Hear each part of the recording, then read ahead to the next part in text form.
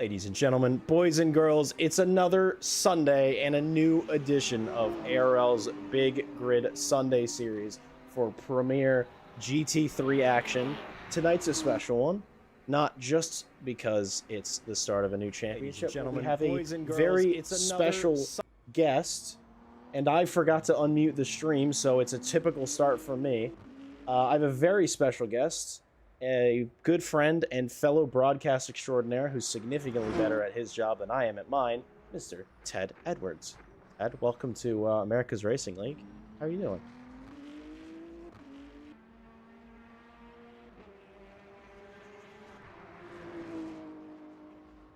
Ah, he's turning it up.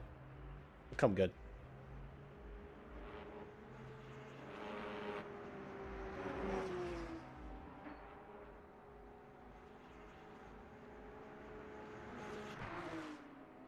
Yeah, I'm not sure how many cars actually ended up coming out. We had 38 signed up, 35 still signed up now that the server has opened.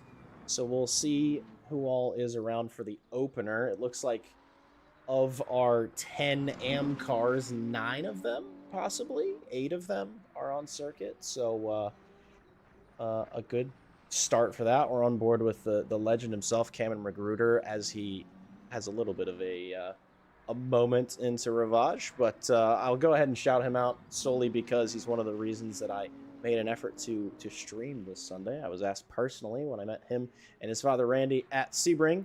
It was a pleasure, and I expect great things. So Cameron, if you're listening, Randy, if you're listening, do great, and expect big things.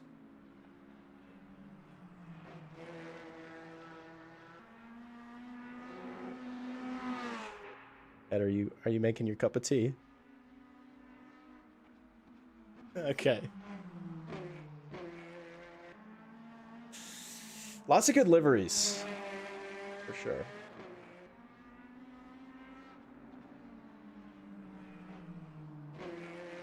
Oh, wonderful. I'll get it working.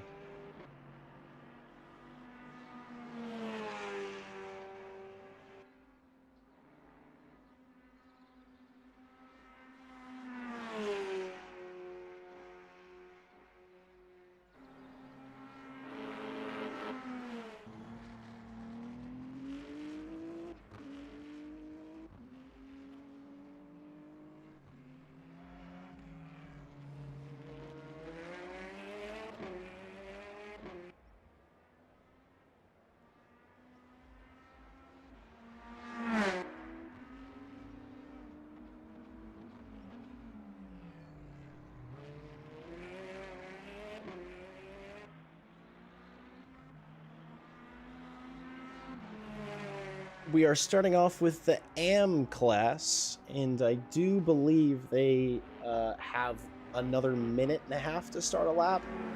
I referenced the nice booklet, and I've immediately forgotten what everything is, but I do believe our Pro-Ams should start to feed out towards pit exit shortly.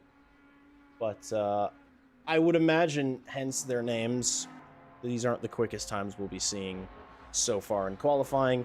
Plenty of time for plenty of laps and plenty of GT3s, and one hell of a circuit to get us started on. I realize I didn't even mention that, though I'm sure everybody knows where we are. We are at the glittering Spa-Francorchamps, the 24-hour, one of the few 24-hour special circuits, along with, I'd say, Daytona Le Mans and the Nürburgring Nordschleife. Those are kind of what everyone thinks when they hear a 24-hour race. And Ted, of the 4 that I've just mentioned, which one's your favorite?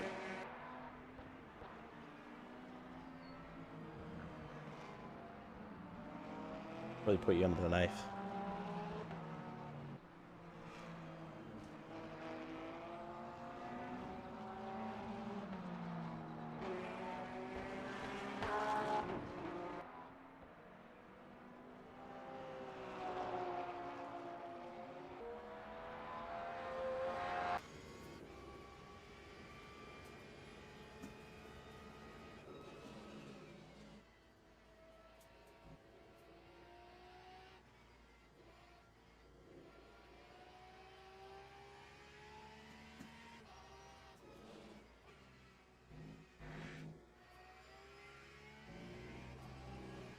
That's a fair answer. Maybe a bit of a cop-out, but I think that's a fair answer.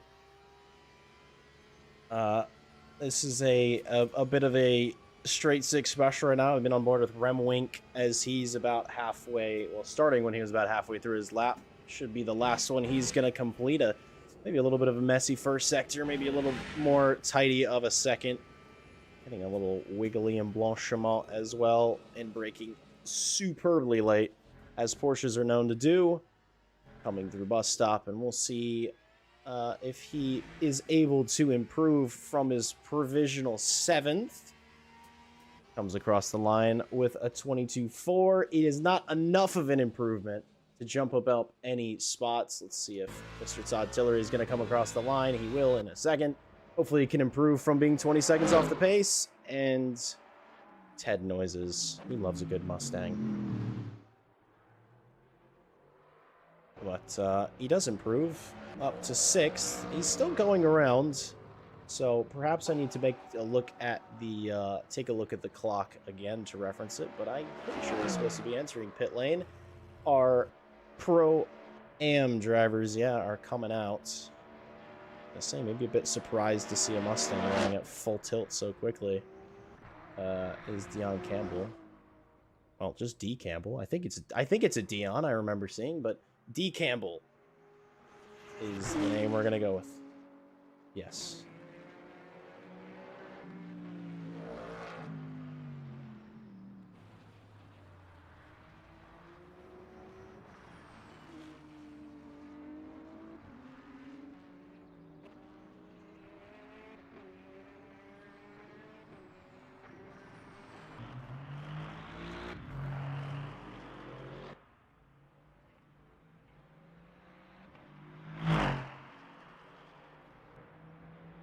The other interesting thing is I was surprised to see when I joined the server this evening that they are using the elongated full-length pit lane that supports like 60, is it 64 pit stalls here at Spa? I think it's something around that. And I believe that's because if all 38 drivers were to be here, we'd run out of pit garages. So the elongated pit lane is the one for us. So drivers sort of, it's something weirdly you have to think about as a driver, because you want to limit your time in pit lane in any good race, but especially in this one. Any DTs are about, a drive-through is probably about 15 seconds, 20 seconds longer. Yeah.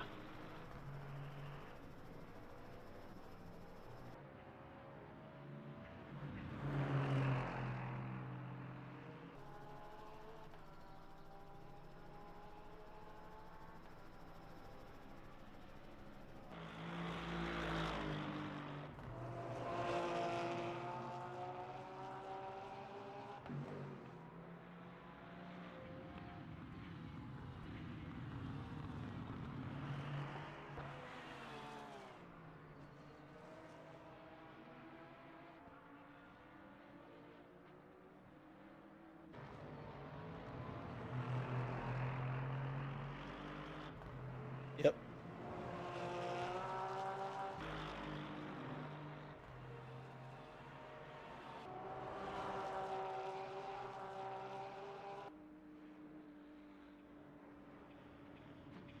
A rite of passage.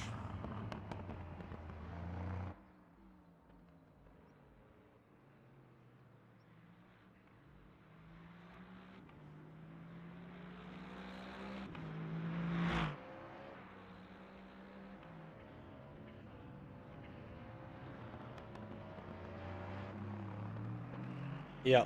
I think I could read out lists and lists of why I think LMU is the place to be in sports car racing. I remember, Ted, after we wrapped up our 10 hours of guitar last night, we did talk about all the good things that LMU has for 20, 30 minutes before we started getting excited about what's coming in the future. For those of you who don't know, there is an update coming out on Tuesday. We're getting a new circuit, we're getting a new car, and hopefully some performance updates and maybe some BOP for hypercars. We can only hope. Love a Peugeot, but it's a little fast.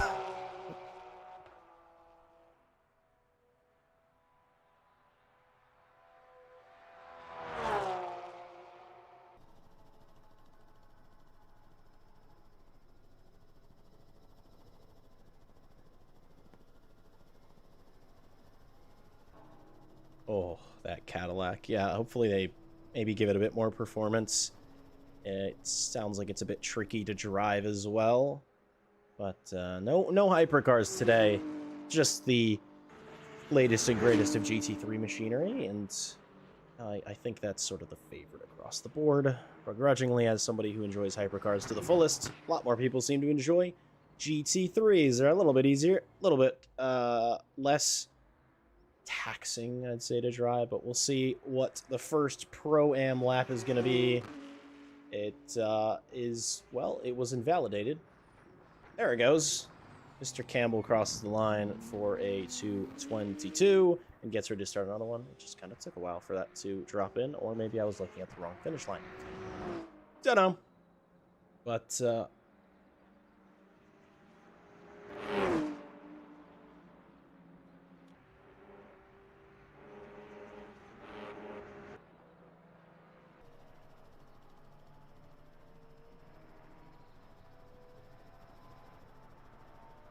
how's it going?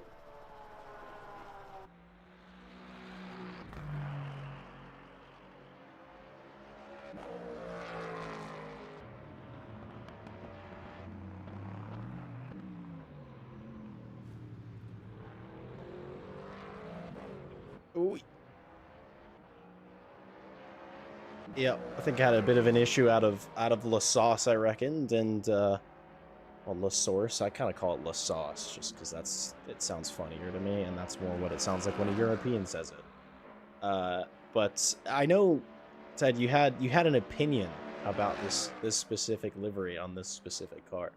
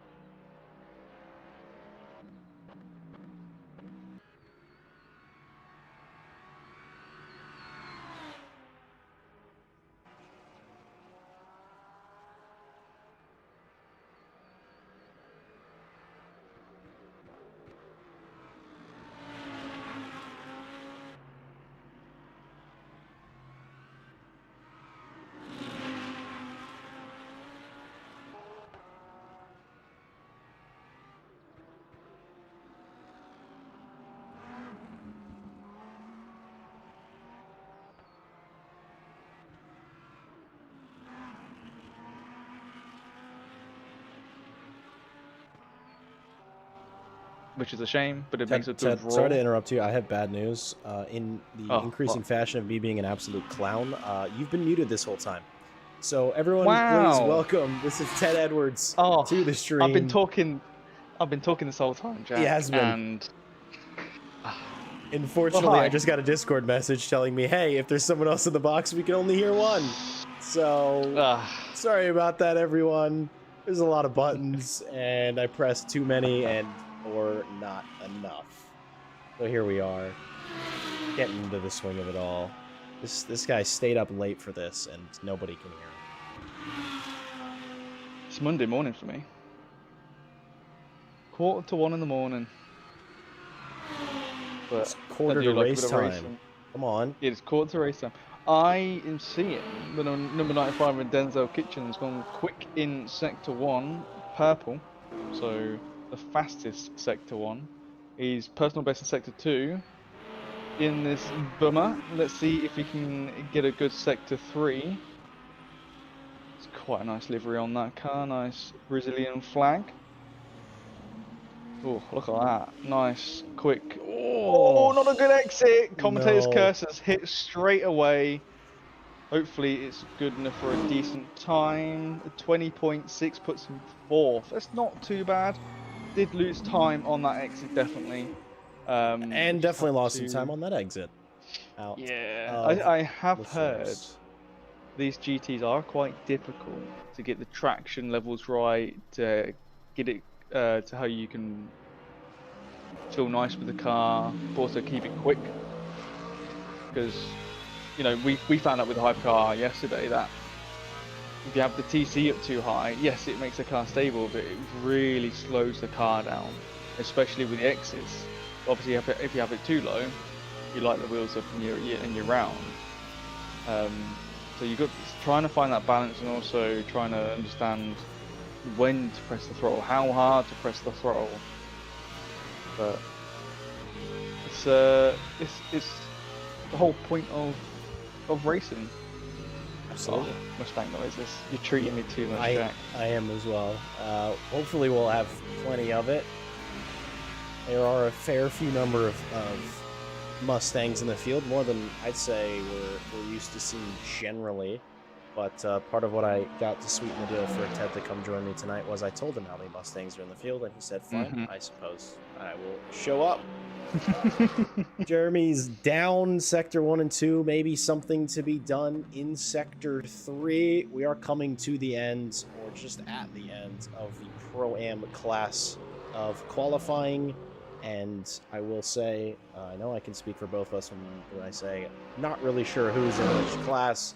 Generally, perhaps if I'm more frequent in this series, I'd get a little bit better than it. But it's a 2:22.1 from Jeremy Wazen. And rather surprisingly, or rather impressively, I would say, the man who's on pole is an AM driver. Yeah, 2:20 is a pretty good time, I would think. I'm used to a lot quicker times than GT cars from another sim, but I think the BOP was completely broken, which was horrible. So seeing these times, which are more to the IRL times, is nice to see. I want to see what the pros can do. So I haven't seen or / driven these GT cars properly. Oh, that was a snap, but nicely held. Up on 1 and 2, good up on 2. Hopefully 3 is decent. From 13th to 12th. Oh, Sector 3 is not too good for this Mustang. I think a lot of people are really struggling there. I mean, that's not the first time we've seen a bit of a wiggle out of the bus style. I think. Go on. Sorry, Jack. I was gonna say, I just wanted to point out. I was like, I know I said that the GT machinery is sort of easier to hang on to and easier to drive than, let's say, a hypercar, but that doesn't mean that it drives itself. As we're yet again having a wiggle at the exit, and Campbell just decides I don't even want that to exist. So I think what it is you got a lot of weight transfer from going right to left, and obviously when you do the right, you're not really on throttle. You're probably like a little bit on throttle just to keep the car going round and at a speed. But as soon as you take that left, I think people aren't straightening out the wheel quick enough, then planting the foot down, and that's what's causing the rear to sort of snap. And then they have to like grab it back, so probably off throttle and like try and counter steer, and then that's when they get it straight again. And then they can plant, and then you lose so much time from like even a small correction will lose you a lot of time. But it's it's not easy. Not easy at all. I'm taking a look. I'm trying to determine who is the driver that is on pole for Pro-Am. I believe it is Laurent Georgi in the Lamborghini, which I am excited to see. I believe we'll determine if Jerome is a Pro-Am or an AM driver. Second to fourth is pretty close. Within a tenth. Within a tenth. They are pretty good. Georgi just improved actually to second. So whether Jerome MP is a Pro-Am, he's been deposed. So very last lap, Laurent goes a bit quicker, and the Pro-Am drivers are coming out. It seems like, Ted, I think we got 28 cars that have been on circuit so far in qualifying. So I'd say a fairly healthy grid. It's pretty good grid. Yeah, obviously, like I said, you don't want a small grid at a track this big because it gets a little bit boring for the drivers. Oh, that BMW in the background. It's one of those ones where it's like you're racing in no man's land at some points, and if you don't have anyone to race, then it's a bit of a bore. And you know, we've been there.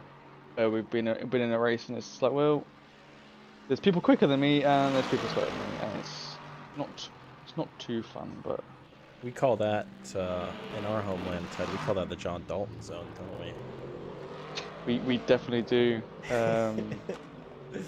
Named poor after... man always. Legend, great driver, phenomenal commentator, and around goes the Lexus. I think that's going to be a bit of a theme, and hopefully that doesn't happen too many times in the race, but as you're about to say, that he definitely gets himself, he finds himself alone a lot on circuit.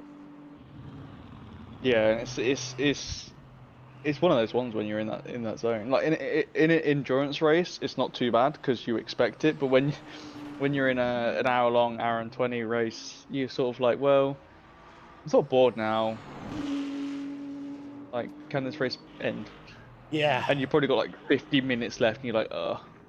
Yeah, the toughest thing for me is when I'm in that zone, even if I'm trying to sort of, it's hard to remain locked in, at least for me, because it's like, I don't have a target to push to, I don't have a carrot. I love a good carrot when I'm racing to chase, or a stick, which is somebody coming up behind me. And you're only really driving against yourself.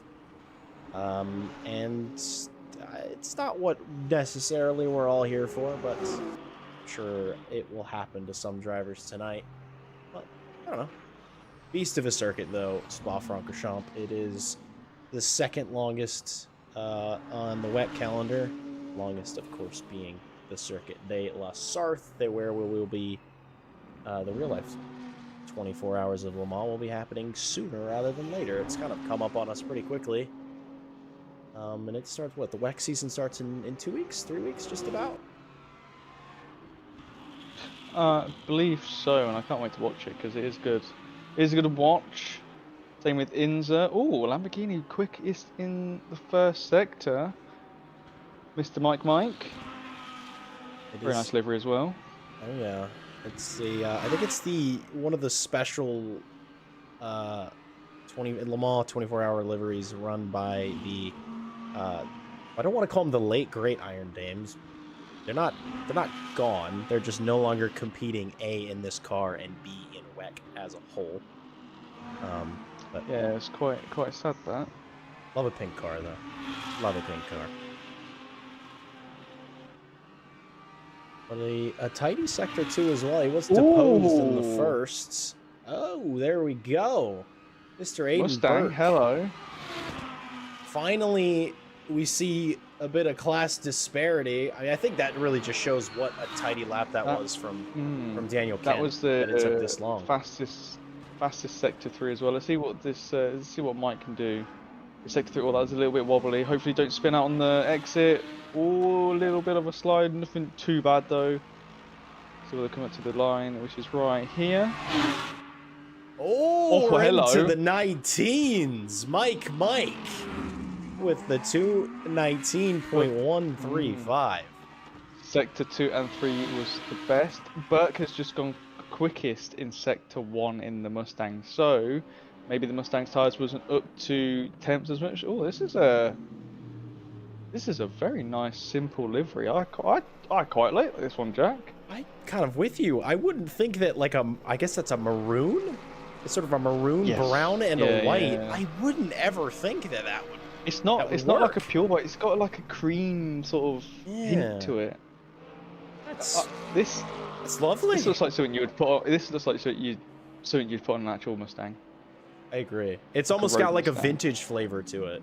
And I feel like vintage flavored liveries always sort of fit on a Mustang. 19.8 just come from the Mercedes. Oh, Mr. Richard Farah.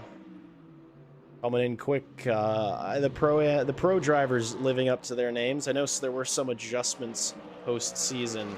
Drivers moving up through the ranks, which I must say I do appreciate that level of disparity. Fortunately, there's nothing that we can do inside of LMU to show the separate classes as separate classes, but I think it's, as a driver, I feel encouraged. I'm like, all right, I'm not necessarily having to race people that are capable of doing 2-minute 19s.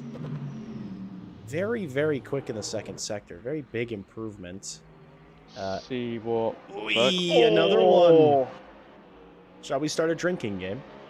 Take a sip every time that, take a sip of our tea.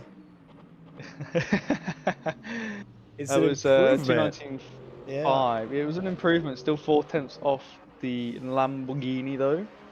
Um, Kevin Riviera in the Aston in 7th got the fastest third sector. So Aston Martin has got some pace.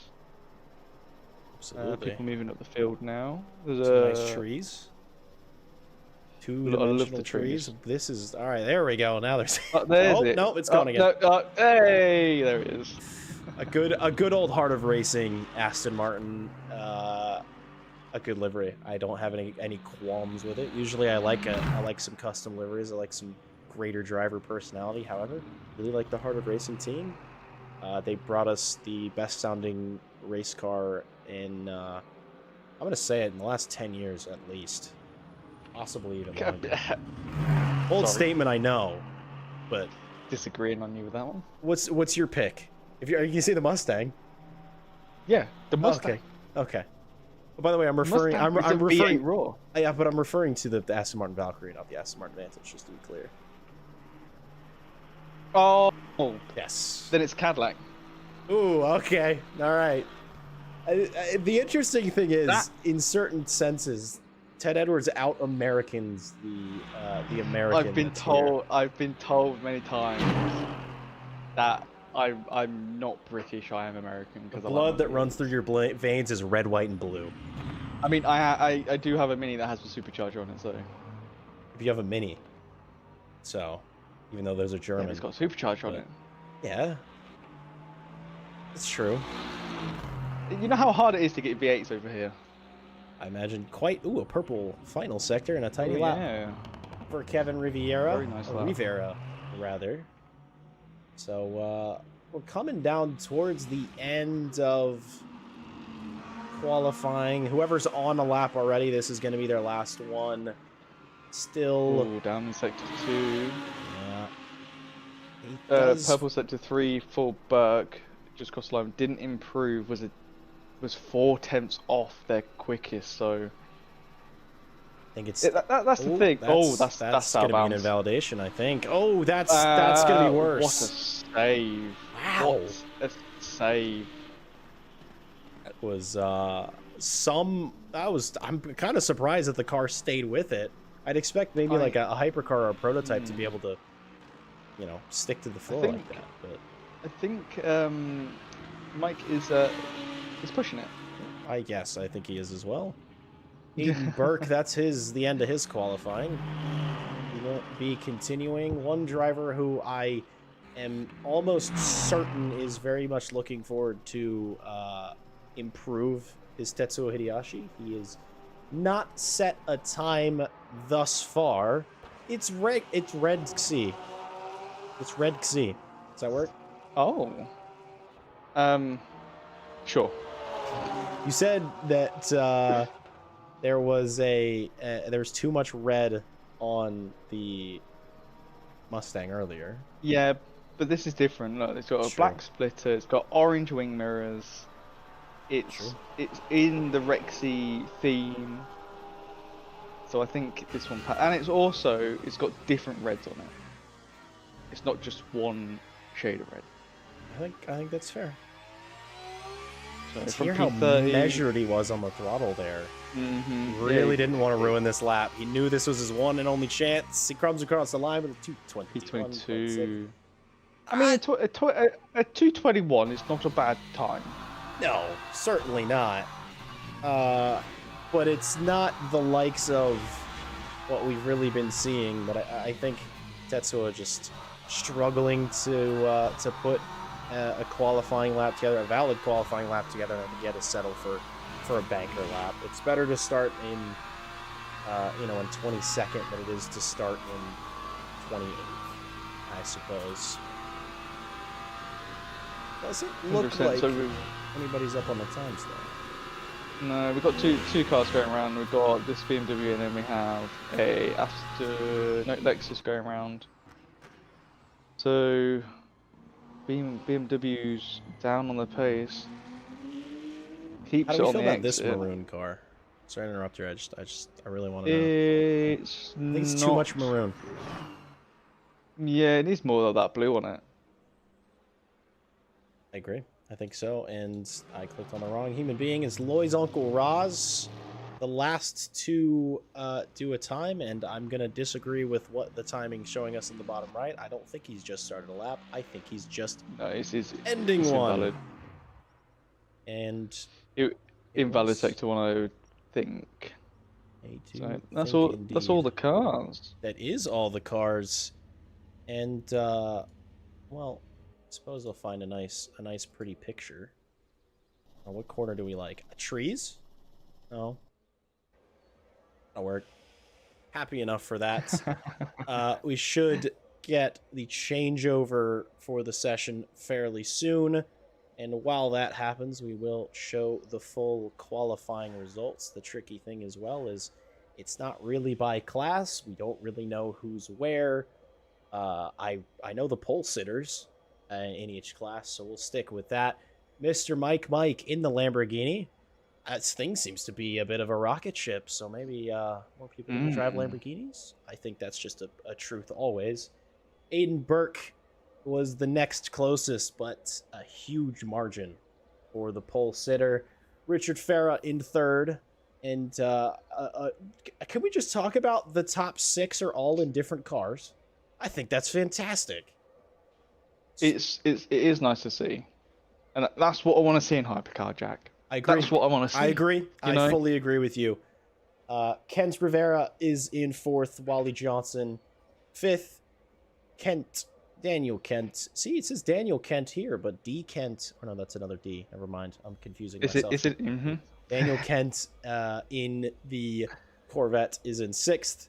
Laurent Georgi is in 7th. Brent Abbott 8th. Jeremy Tyron in 9th. And Jerome is in 10th. That's the D. D. Campbell 11th. Campos 12th. Abbott 13th. Tetsuo Hideyoshi actually qualified 14th, even though it showed us that he was in 22nd. I'm a bit confused. Devin Anthony's 15th. Daniel Kent in 16th. I'm realizing something. It's completely scrambled the qualifying results on me. It has. Because Mike is not in 17th. Yeah, it's gone to the next session. Deeply so it's concerned and disappointed. What if I reload them? Does it work that way? I know you know this slightly better than I do. Nope. All right. You knew that, didn't you? You knew that, didn't you? You tell me. I do now, Jack. Thank you for helping me for my next broadcast. And to be clear, I would say better known as a commentator and lesser known as a broadcaster. And Mr. Edwards here is absolutely my senior in both ability and, well, let's just stick with ability. He's definitely my senior there. And we both are loving this overlay that's been created by whoever the heck made it. A couple of strapping young folks who didn't like the original LMU livery, or excuse me, overlay, and made their own. And we love it, and it gets updated regularly, and he and I both read the notes and are excited, just as I'm sure our drivers are all excited to go green. You read them to me. I read them to you. That is fair. And I'm like, Jack, what's new? And he says, oh, this. I'm like, oh, yeah. Yep. And it does seem like they're doing a class split start. I noticed that sort of, well, maybe not. Maybe a couple were just no. I think some people, yeah. Because it's a mixed qualifying, it wouldn't exactly make sense. The looking at the forecast, Jack, it's gonna be for the whole race today, mostly cloudy at 18 degrees, so it should not change air temp wise.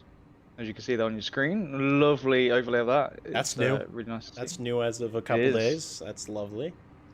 Track just went down by 0.2. It was 24.6, now 24.4. But I don't think it's going to be a problem. I think the tyres are going to be nice and heated. There's a lot of corners where both sides will get nice and warm. And that Mustang needs to get into his proper formation. There we go. It's just bus stop really throws people off. I remember when the game first came out and it was all scuffed, but here we come to the start of the race. Is it down the other straight when they go, or is it here? I can't remember. It is here. We'll find out in a second. Is it here? Oh, okay. Green flag. They get going right now. The start of another big grid Sunday. They're 3 wide DTs. already. And drive-throughs immediately, as you well spotted, Ted. A bit sort of sketchy into one for our pole sitter. They were 3 wide off the start. Everyone's filing in. I don't see anyone pointing the wrong direction. Some slow cars in the background. Yeah, definitely. But no, lots of drive-throughs off the start. It is a yellow flag. Yeah, that's Juan Botero. He's facing the wrong direction out of La Source. So not a great start. Get stuck on the curb. Well, you can get stuck on that curb and get beached. That's not what you want. But leaders look like they're pulling away quite nicely. There's a 2 wide in the background with the Aston Martin and maybe the Corvette. So a bit of movement in the backfield. There's I think somebody cutting the corner. Yep. Denzel Kitchens fighting for his life. He's got a purple Porsche on his outside. He made it cleanly. And bit of movement in the back. I see cars going 2 wide. Here is blocking McQueen. He is blocking McQueen, and let's see.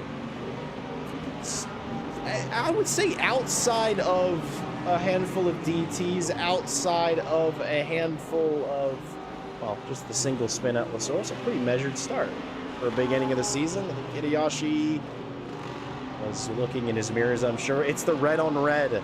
It's Tetsuo Hideyoshi with Cameron Magruder right behind. Interestingly, they are not in the same class. This is a pro driver up against an AM driver already in our race. One filing, one after another type. Just keeping it slow, keeping it measured, maybe a bit wide out of the chicane, but looking good for a race start. Looking good for He's gone. Mike. He is gone. Second between Mike, second between Burke, and Mercedes behind. So fighting out nicely. Someone's still fighting though, but those 2 DTs were for out of position, I do believe, Jack. Which I think was the bus stop that caught the people out because they were towards the back of the pack. And it's very annoying on this circuit. And I thought Studio 497 had fixed that. They might have done, I'm not too sure, but it's not great. So we'll have to see when they do their drive-throughs. I think they've got 3 laps to do it in. And we'll see what they'll do about that. Yeah, and we talked about it at the top of the show, how damaging a drive-through can be with this extra long pit lane. Yeah, Rem Wink is in pit lane to do their drive-through, same as the Lexus, so they're both opted to do. There's a yellow flag in sector 1 somewhere. They might go 2 wide, Elbow Rouge! 2 wide, Mustang going 2 wide as well in the background. Mustang's got a massive move. I don't know if they just took the back of the Rexy there. Might have done. Looks like there's a bit of paint taking off that Mustang. Can't see on the back end of the Porsche though. 2 wide here, 2 wide in the back with the Ferrari and the Lexus. Almost 3 wide looking like. Aston stays in front. Where's that Lexus going? I have no idea. Missed the braking point, not great. The Ferrari still fighting in the background there. And they filed in behind the Mustang. Yeah, it's sort of, it's tricky, I would imagine, for a 3-class series where everyone's in the same exact machinery, where, you know, you're fighting for a position, but it might not necessarily be a points playing position. Ooh. That's for speeding in the pit lane, I would imagine, on the drive-through entry. That was from, yes, it was. Oh, hello, Lexus off on the grass. What's happening there? Not sure. That's Anki Fui. And, well, often you don't see somebody end up on the inside of Puan. Usually you see them on the outside. Not sure what happened there. But a bit... we have great. 2 cars. Okay. Hello. Something's occurred at the end of this lap. Mr. Jack, do we have any replays? Oh, my good friend. I am certain we have a few. See if we can. There's about 100 that are showing up for overtake, so I'm gonna have to attempt to find. While you find that, there is 2 more cars to join the field, so we've got 30 now. They are going to be a lap down. Got Corvette and the Mustang coming in. Herrera, Edgar Herrera, and Cedric Larcher have now joined the race, and so It's what nice to see. They'll probably fight each other if they are anywhere near. But yeah, that was it. The gone a bit. I was gonna say I think Tetsuo might not cut that corner a bit. Bit of squabble from the Porsche, but interestingly, I see a single yellow flag and a lot of overtakes, so I'm gonna assume it might have been started by that. That's Tillery past Mr. Jerome, and he's a bit wide as well. And another car coming to a stop. Who's that? I think that's Mr. Oh, Cedric. that Cedric. Yeah, it is. Yeah. I don't know. So I'm why he's there. Still on the grass, as I saw in the background. Oh, that everything's fine. We're gonna replay this. This is a yellow flag with Randy Magruder. And maybe this is what kicked it off. Yep. Oh, okay. So a bit of contact started. I'm going to say that is the number 27's fault. Should have done a more wider line. Good for waiting though, I will say that. Yeah. Absolutely. Yeah, no, an unsafe rejoin in that location can be disastrous. Yeah. I'd say we're fortunate enough to be into the race enough where I can apologize to everybody who's been in YouTube chat talking. I have a lot of things to look at, and I neglected to look at all of you. And thank you for the kind words. And we've been asked, Mr. Edwards, who is this other fellow? So you introduce yourself however you like, considering we missed your introduction earlier because I am a viewer. Yes, well, I am Ted Edwards. I do broadcasting alongside with Jack, with him on commentary on a Friday evening for another community, Racing Club International. We do LMU, Hypercar, and GT3, so we have a little bit of experience on what to do when we're watching, but this time around it's Jack on the cameras, as well as obviously Compton and me on the comments, not doing too much, so it's a bit different from me. I thought that Porsche was going to go into the rear end of that Mustang. Do not touch my Mustangs, that's what I tell everyone. Do not touch the Mustang. They are Tetsuo looking at endangered species. They are absolutely an endangered species. He's going to keep it around the outside of La Source, but he's not going to have it over him. He seems like he's got the run. Drag race. One of these guys got to back out. Surely. Nah. Who's going to blink? Are they going to try to go too wide? They're going to try to go too they wide. Are. And they've, almost done it. Pretty well. A huge wiggle from Tetsuo Hideyoshi. He's most certainly going to lift. He's not. That's going to be that's a huge. He's taking that penalty on the chin. Ooh. Oh god. Touch the Mustang. That's Tillery on the inside. Oh, very close to some contact. A little kiss in the background with that Mustang on the Aston line. Here's Devin Anthony. Oh, that's at the top of the hill. That's Radion. Yeah. Going slowly, not going well for Devin Anthony. It doesn't look like they touched the wall, which is the best thing we could ever see. Oh, absolutely. It can be game over. Hitting the wall at that speed is almost a game over. We've got the Lexus coming back down the pit lane to do their stop and go. So they are probably going to lose a lap. Mike just set the fastest. He's got the fastest first sector and the second, but then just got taken away by Burke. So Burke might be trying to claw back some time. Have to keep an eye on those guys. Yeah, here's Devin Anthony's. That's the wall. Yeah. What? So does he flip back up on his wheels? Well, he must have, because he drove off. Yeah. But wait, what? That's the first time I've ever seen that. Hang on. Would you like me to run that back? I don't know if there's a server setting that enables auto flip or something. I've never seen one. Yeah. I used to run some of the events, and I've gone through all the settings. I've never seen it. This was when LMU first came out, that we could do community races like this.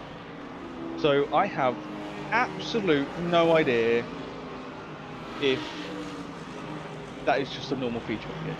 Yeah. I've never seen a car. We've done a lot of races and we've never seen a car on its roof. We've seen a car roll and land back on its wheels, but we've never seen one be sat on its roof for that long.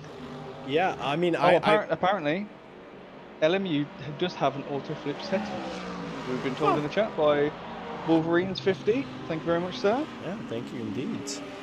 Well, yeah, I was gonna say I haven't seen that before, and I'm glad for Mr. Anthony, the driver of the Ferrari, because it means he gets to keep racing. The car is probably in a bit of pain, but he gets to keep racing, and that's what we're all here to do. And it would be unfortunate to be out in the first 10 minutes of a 90-minute race, V8 versus V8.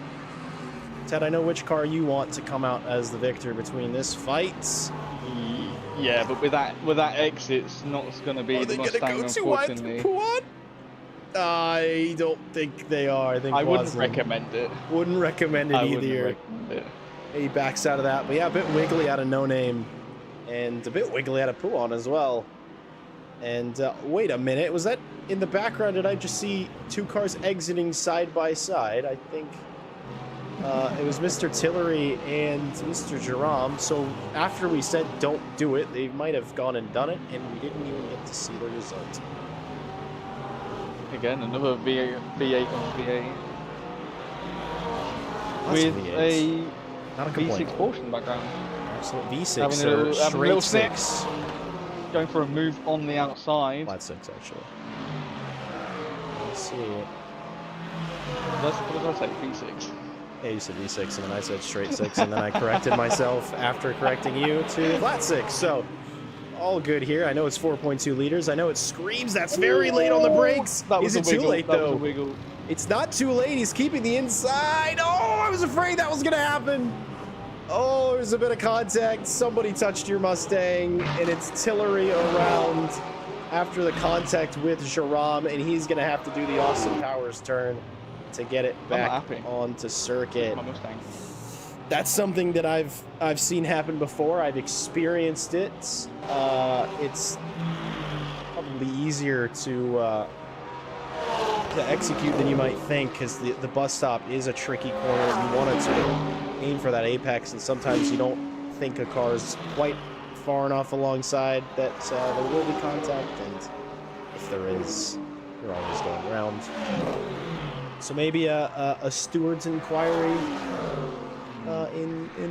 coming into the future. Excuse me. Starting to it's one of those ones where the Porsche put themselves there, but then also beamer going off a little bit there.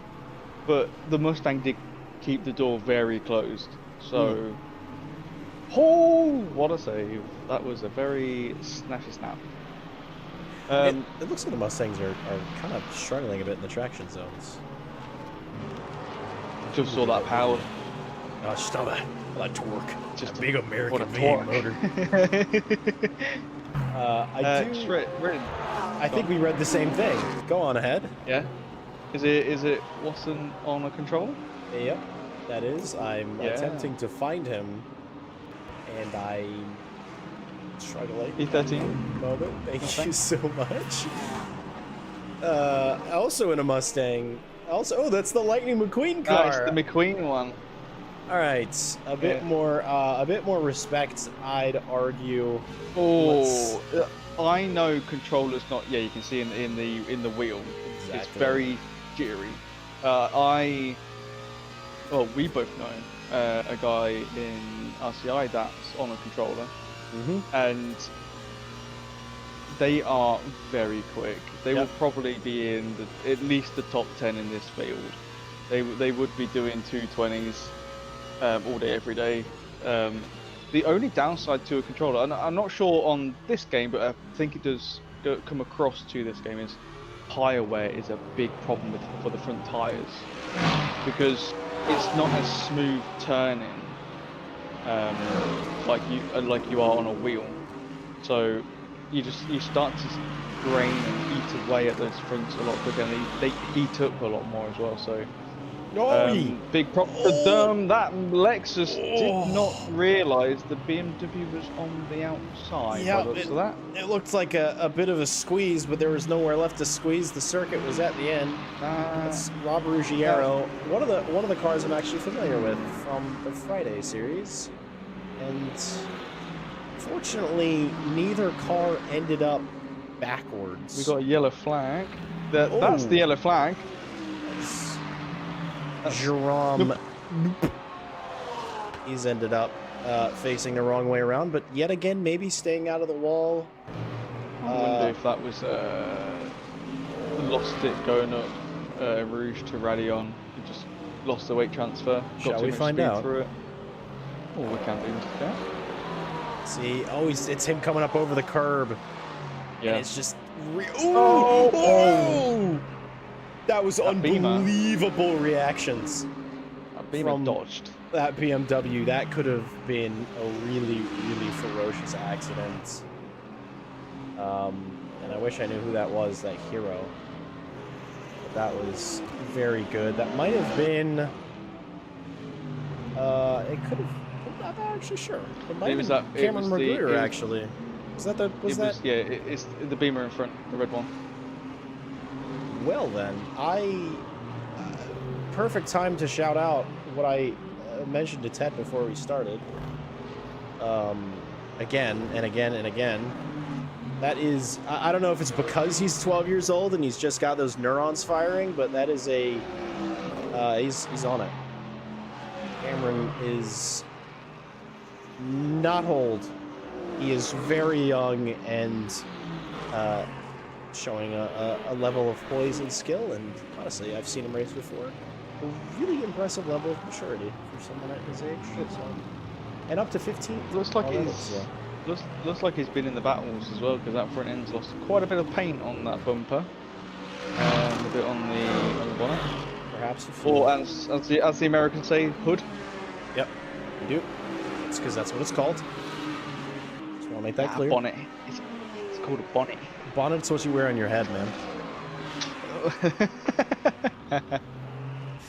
I had that one locked and loaded. I was ready. Absolutely ready for that. The other Lamborghini in the field, Laurent Georgi. I feel like he's been this close to the back of Tyron's Mustang. Tryon's Mustang, rather. I totally misread that gentleman's name, but I feel like he's been close to him for a while, and there hasn't been a lot of give between the pair.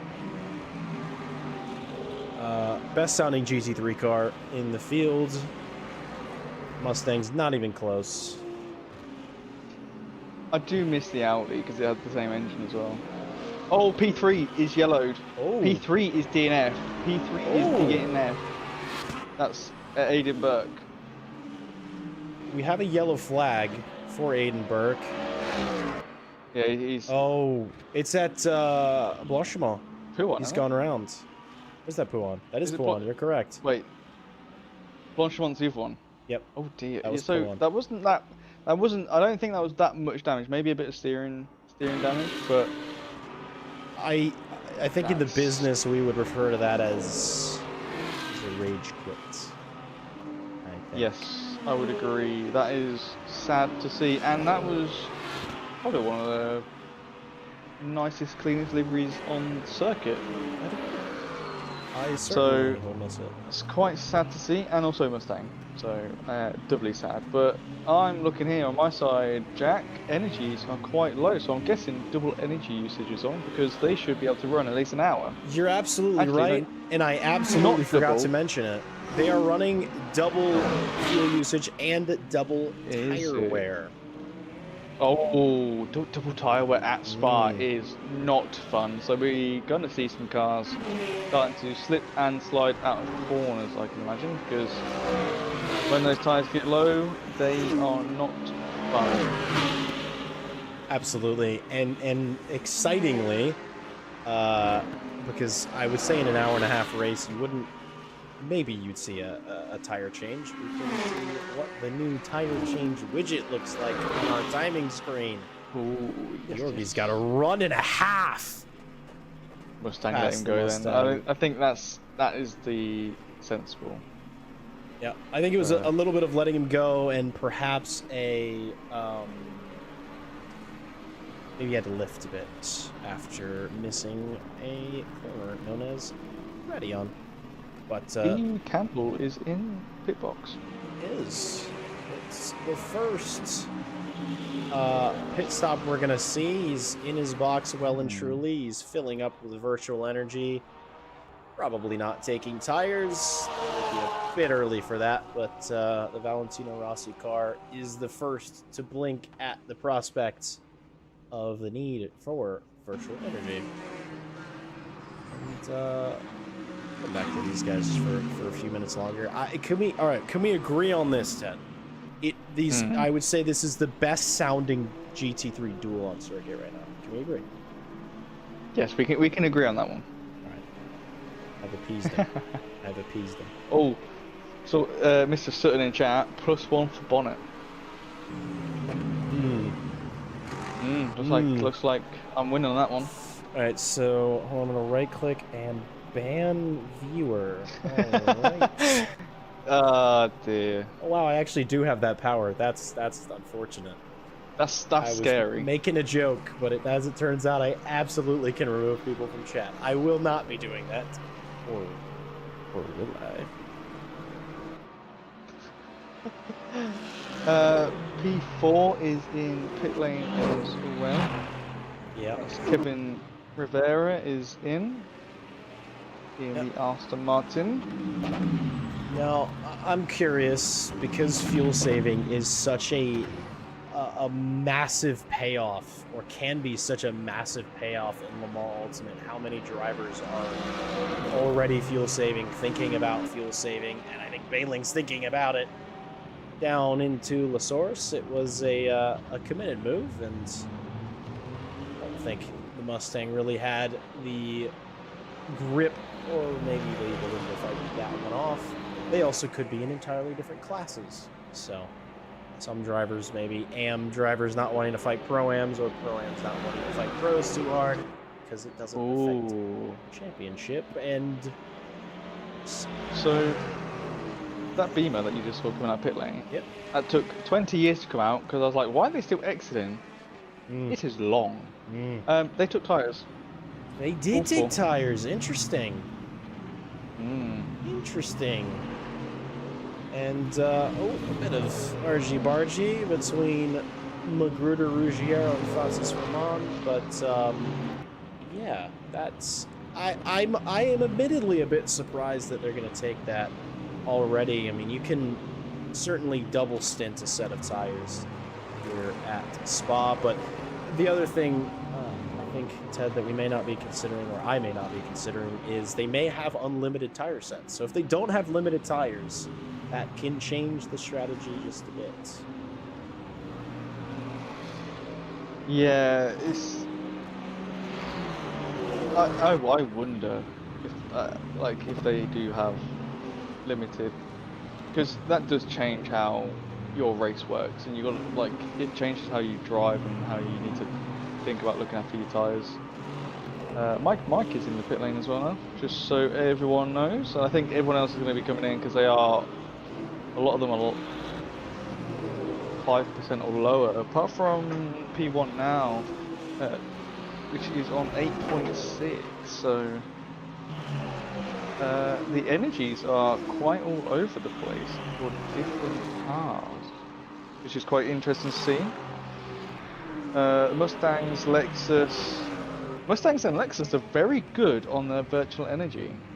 Well, slash fuel, because virtual energy is only there obviously for the BOP, balance of performance. As we see more cars coming down pit lane now, some of them still staying out because they've still got enough to do another lap. But I'm not too sure what the energy usage is. I have found out. I was gonna say it's about 9% for a BMW. P1 Mercedes is around about 9%.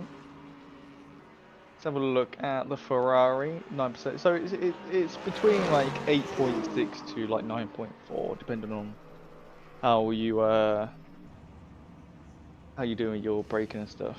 Yeah, So. and I know for a fact that Mr. Mike, which could be part of his extreme pace based on the rest of the field, is using almost 10% virtual energy per lap. So in over a 10-lap stint, to put that into perspective, he is using an extra lap of fuel over most cars, and considering it is about 10 laps per stint, that might come into play later in the race. He might start losing a couple laps and losing a bit of time in pit lane as a result. But we can see here, he's pushing. His 10 laps he's done so far, Sector 1 and Sector 3s have all been purple, so he's been getting faster and faster. He's only had two Sector 2 purples, which is like 1 or 2, and the rest have been yellow, so he's still pulling in the gap. As long as he can keep pulling the gap to whoever is P2, that's not good. That will be speed, and we can actually see that, Jack.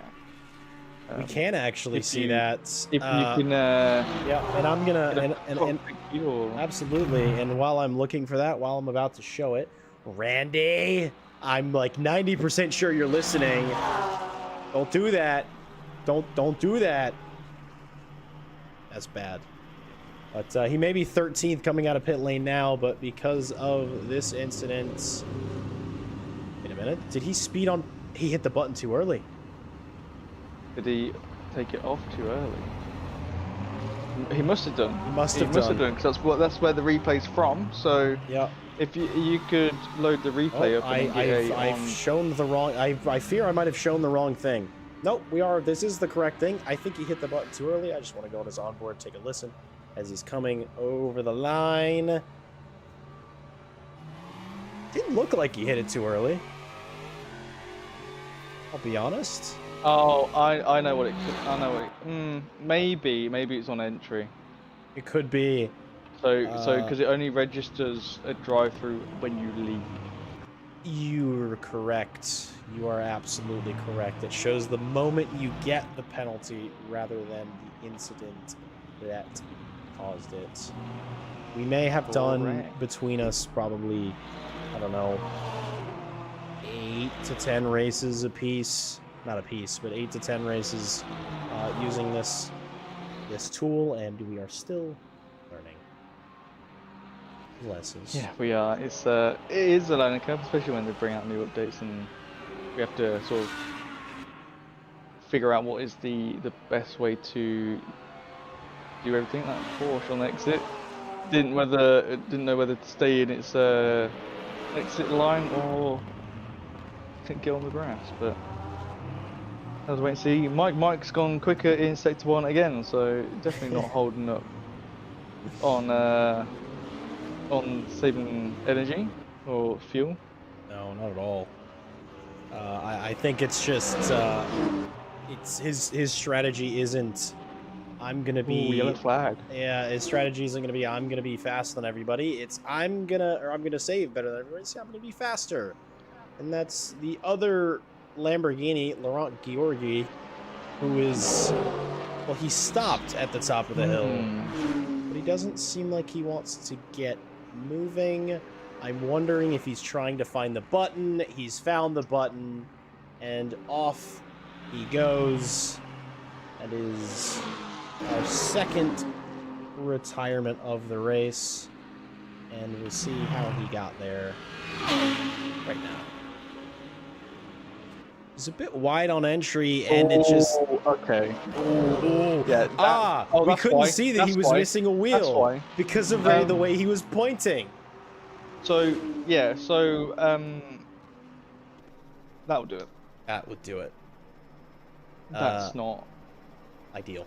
Yeah. That's gone wrong. And... Wait, hang on. Oh.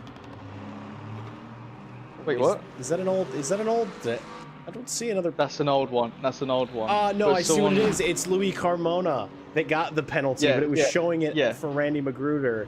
So Louis Carmona's got to stop and go. Yeah, Randy's one came through late, and then stop and go for the Lexus.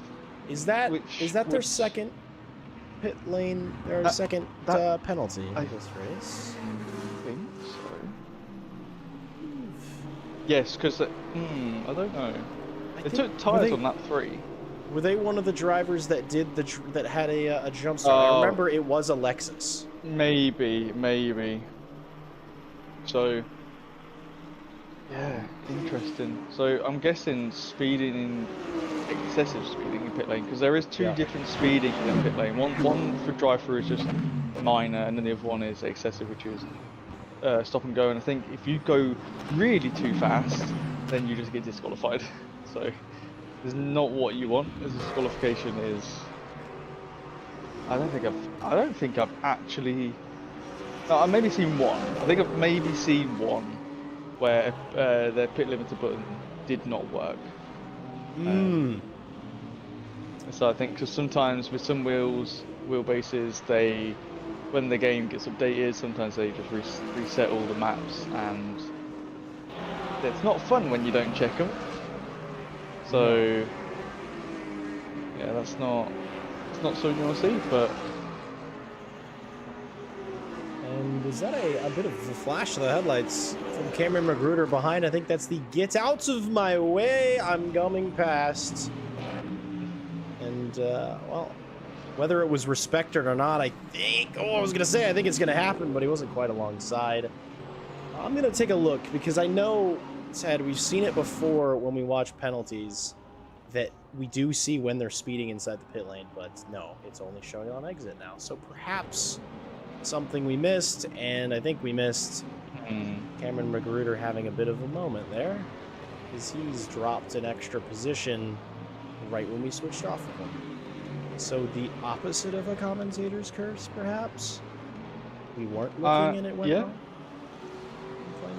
Yeah, so you can see, bless him, from the wiggling of the front, like that's the controller kicking in. You can fine tune the settings of your controller, the sensitivity, and obviously that's what our friend Grim has done. But it's like I couldn't do it. I tried to fine tune one just to see how it was, just for when I'm bored. I just do some AI races, and I couldn't do it. Like it's just something that you just can do. But I think because I've been driving on the wheels for so long that I'm just so used to having two hands on a physical wheel rather than two hands on a controller. Yeah, no, I completely agree. I've tried it maybe once or twice,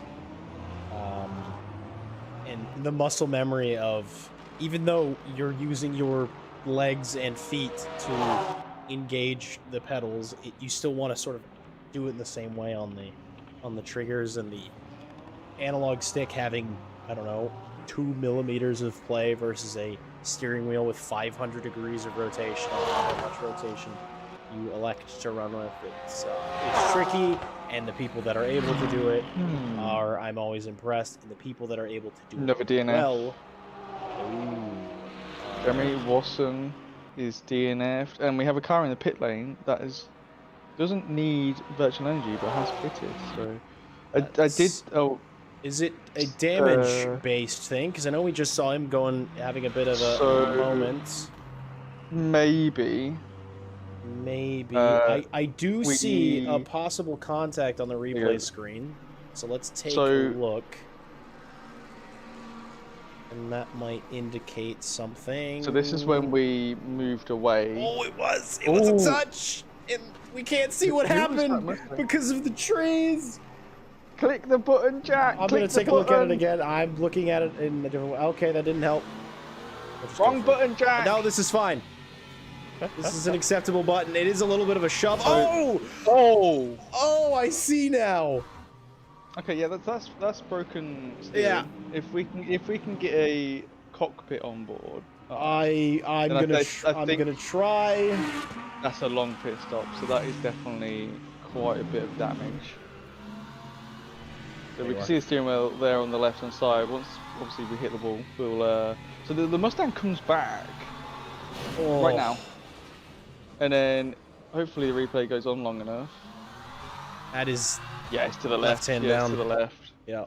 And on a controller, you can't physically feel. Cameron is not on the so controller, by the way. Wrong guy. It's all good. Wrong BMW. Wrong BMW, but yeah, sorry. We were not intending to put you on blast, Cameron. I believe some of Cameron's family is also watching. I'm not trying to be rude, but we just Jeremy in the Mustang DNF. As well, by the way. That was our controller driver then. Yeah, so they pulled into pit lane. I believe because there was two people in the pit lane, which was one was obviously the BMW we just saw from the damage. Yep. And then Watson was in there as well, and then was in pit box, and then pit lane, and then DNF. So. And maybe it was it could be a whole number of reasons. It wasn't a rage quit, certainly, because if you're raging, you are not going to do an in-lap and stop in your pit box. It could have been, well, I would say a hardware issue, but they were on gamepad, so I don't know. It could be something came up and they simply had to go. But don't know.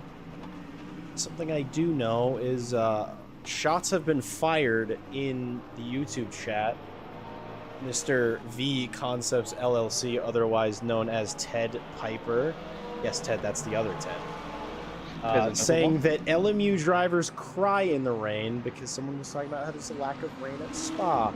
And I, as a LMU enjoyer, to you, a iRacing enjoyer, did test that. And I enjoy the rain. Many drivers enjoy the rain. And you wiener. I've said it. I'm sorry. I've said it. Gone there. I've gone there. iRacing rain is cool. It is. How it comes in and how it goes out is so good. Yeah, it is. But GTPs in the wet, no. Just they need to fix that. Now, if LMU had that rain system, oh my god, Jack, like a proper forecast radar and like how it comes in at one side of the track, and I'm gonna say it would be the perfect sim. Obviously, they need to fix the hypercar bop, but apart from that, I think that would be the perfect sim. Hey, Mr. PMW 992, I'm not calling you a wiener. I'm calling Ted a wiener, unless you are also Ted Piper. I don't know. I know the V Concepts LLC is Ted Piper, considering that's his company. But no, I'm not calling you a wiener for complaining about the lack of rain. I would never call someone a wiener unless they absolutely deserve it. I just want to make that clear. Mike's still going fast, by the way. He is. It's purple sector 1. Again? P2 and P3 were 3/10 quicker last lap. 21.4s compared to Mike's 21.7s. So even though he's going quicker in sector 1, actually, I'm very confused. It says purple, but he did a 39.7, where the other two did a 38.2 and a 38.4. So I'm going to ignore the colours of the sectors. Shots are being fired continuously in chat. I didn't mean to interrupt you. He's now taking a shot at me by saying Lamborghinis are ugly. Sean, the server owner, is saying that Ted is a wiener. So I think we can put this one to bed. Lambos are great, Porsches are dumb, and Ted's a wiener. Anyways, other Ted. Ted 1. Back to you.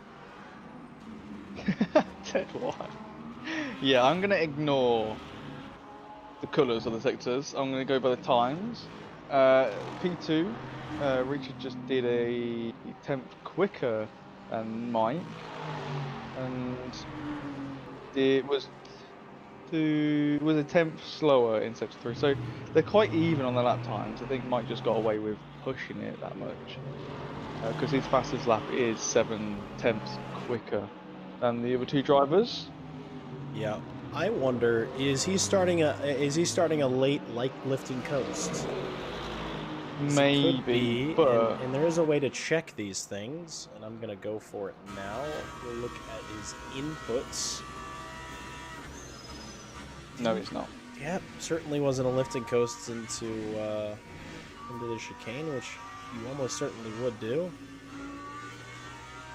It, I would assume, then is a struggle on old tires, maybe? I'm gonna say he's driving very aggressive.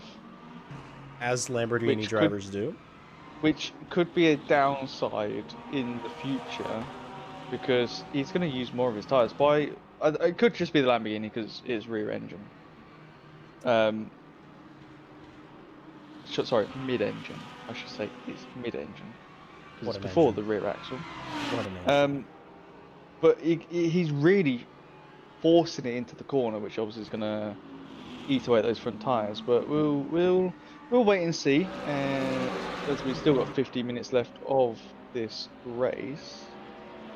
But just looking at the energies right now, and he's a lot lower than P2. P3 is only at 27% left, which is 10% lower than Mike. So it's all a bit all over the place at the moment. So we just have to keep an eye on that because people are going to be pitting all over the place. Yeah, the double fuel, double tires means that effectively it's a 3-hour race, which is in terms of strategy. You're strategizing for a 3-hour race, which almost is just about to the length that, say, a proper endurance race. I'd say an endurance race starts at a 4-hour distance, but it is going to be a slow burn on strategy regardless, and the energy race is going to be something we will be looking at further on, as it turns out that Mr. Jeremy Lawson, his PC turned off.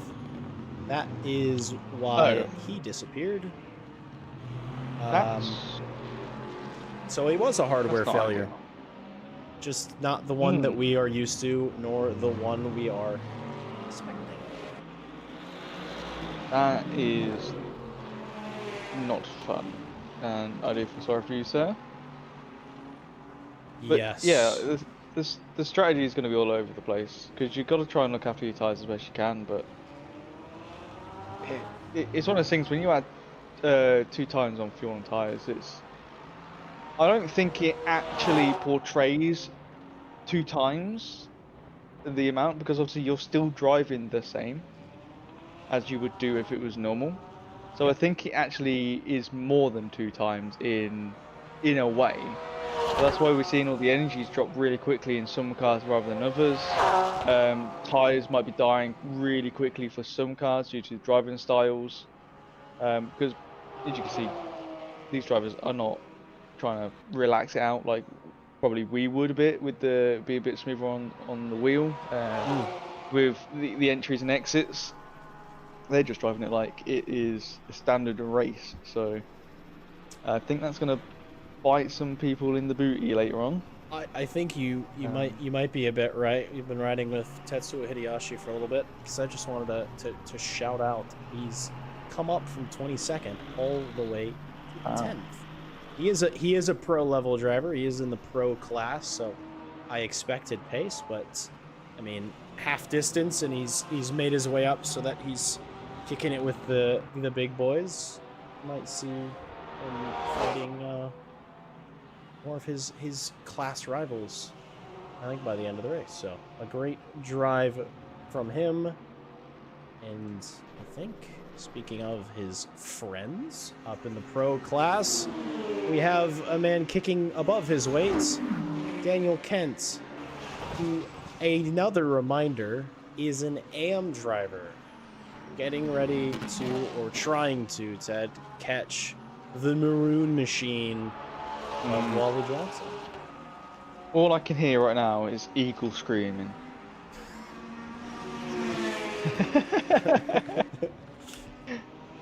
I'm not gonna disagree with you. You disagree with me? I'm not gonna disagree with you. Oh, you're not gonna disagree. I would never dare. The American car, American flag. If I saw that in the rearview mirror, I'd be like, oh god, here we go. Yep. I did just take a look because I wanted to double check. Wally Johnson actually is a Pro-Am driver. So we've got pros, Pro-Ams, and Ams running right up near the top of the field. So super impressive drives for them. And you know, still, of course, plenty of distance to go. But they're showing some good pace. Some pro pace, one could claim.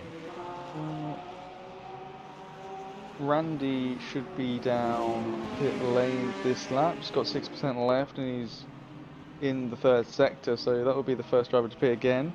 And saying that, there's 2 yellow flags that just popped out. Yeah. It's the Mustang, the Screaming Eagle Mustang of Todd Tillery's off, and interesting that they happened in sync. I was wondering if they happened together on circuit. Jeremy Kimini in the only McLaren on track, who's in pit lane now, had a yellow flag, so I'm thinking that was bus stop. I think so. Well, the interesting thing is he had, I think, plenty of energy to keep going. It looked like he had around 30% when he parked, or maybe we caught him as the car got dropped after he had been in pit lane for a moment. So. Oh, I can tell you because it tells us how much they actually fuel. So he'll go to 100%, and then once he leaves the 30-mile pit lane, we'll find out how much he's actually put in. Yeah, and I'm just taking a look around, getting an idea of what the tire strategy looks like for a lot of these cars, and I believe just about everybody took tires. Yeah, I think everyone's taking tyres every pit stop, so that's probably why people are pitting early as well. Their tyres are like they're losing their grip because they've overdriven them. And the thing we saw on Saturday was one of the Peugeot hypercars got a puncture. Yes. Going down the main straight after pit exit, and had to drive all the way around with a flat. So, I wonder if we're going to see a flat tyre tonight. Yeah, I wonder. I mean, these tires, Spa is it's a long lap. It's fairly high degradation. It's also that all 4 tires are getting worked one way or another somewhere around this lap. It's going to be that left side. It could, absolutely. It should be the left side if there is a failure, but I would be surprised if somebody does double stint their tires if we do see a failure at some point. But it was a bit of a mystery last night, and good for us, bad for them. We got their position. It looks like Jeremy put in 42% by the looks of it. Well, it says here, I think so. Because Randy put in, yeah, it's very, I don't understand this because it's got 2 numbers. It's got a number and then a forward slash and another number. Which obviously one is fuel and one is energy, right? Yes. So Randy did 49.8 and 112.6. I wonder. The big numbers to fuel. Yeah. Yes. Yeah. Like it has to be. The big number is absolutely fuel. But Randy was down in the red, below 10%. So could it be, Ted, that it's a bit brokey? Maybe yeah, I'm gonna ignore it. Properly? But definitely Jeremy was not anywhere near. Like I don't think they were near the yellow. Yeah. Daniel Kent is thinking about it around the outside of Blanchimont. This could be a little bit scary. He's pushed a little bit wide, but they give each other just enough space. He comes back onto the circuit. Have a big lifts. Oh, it is a big. It's Tetsuo Hideyoshi, and he's somewhere, but not in this shot. He's over there. Oh. This is poo on. Yeah, this is This is a stationary car. Still got the rear wing. Doesn't look like from this side of the car that he's lost any wheels. But you can see the tyre marks on the gravel there. Yeah. It's got to be a snap, isn't it? Oh, it's a drift. Yeah. It's a Porsche moment. It's not a big impact. Okay. But it's well, a damaging I would say if there is an on board, because they are going again, I think. Yep. Let's they are. see. That's that's not going the to be onboard I wanted. that's going to be a lot of steering damage. Yes, they are Yep. turning right, by the way. They're not, and he is tickling that car. Yeah, that's a broken. Oh, I think that was too much speed going into that corner, because that rear end just let go, and obviously they've got less than 10, got 11% of energy left. So that's going to be worn tyres as well, worn rears, and we know the Porsche likes to eat its tyres. So yeah, it does certainly like to eat its tires. That's not fun. No, that's and it's super. You can't save that. Even full brakes or no. Trying to, he's going backwards. Even if he lit up the tires to go forwards, like in first gear or whatever. In this, you are going. Oh my god. Oh. You see what I'm seeing? Oh.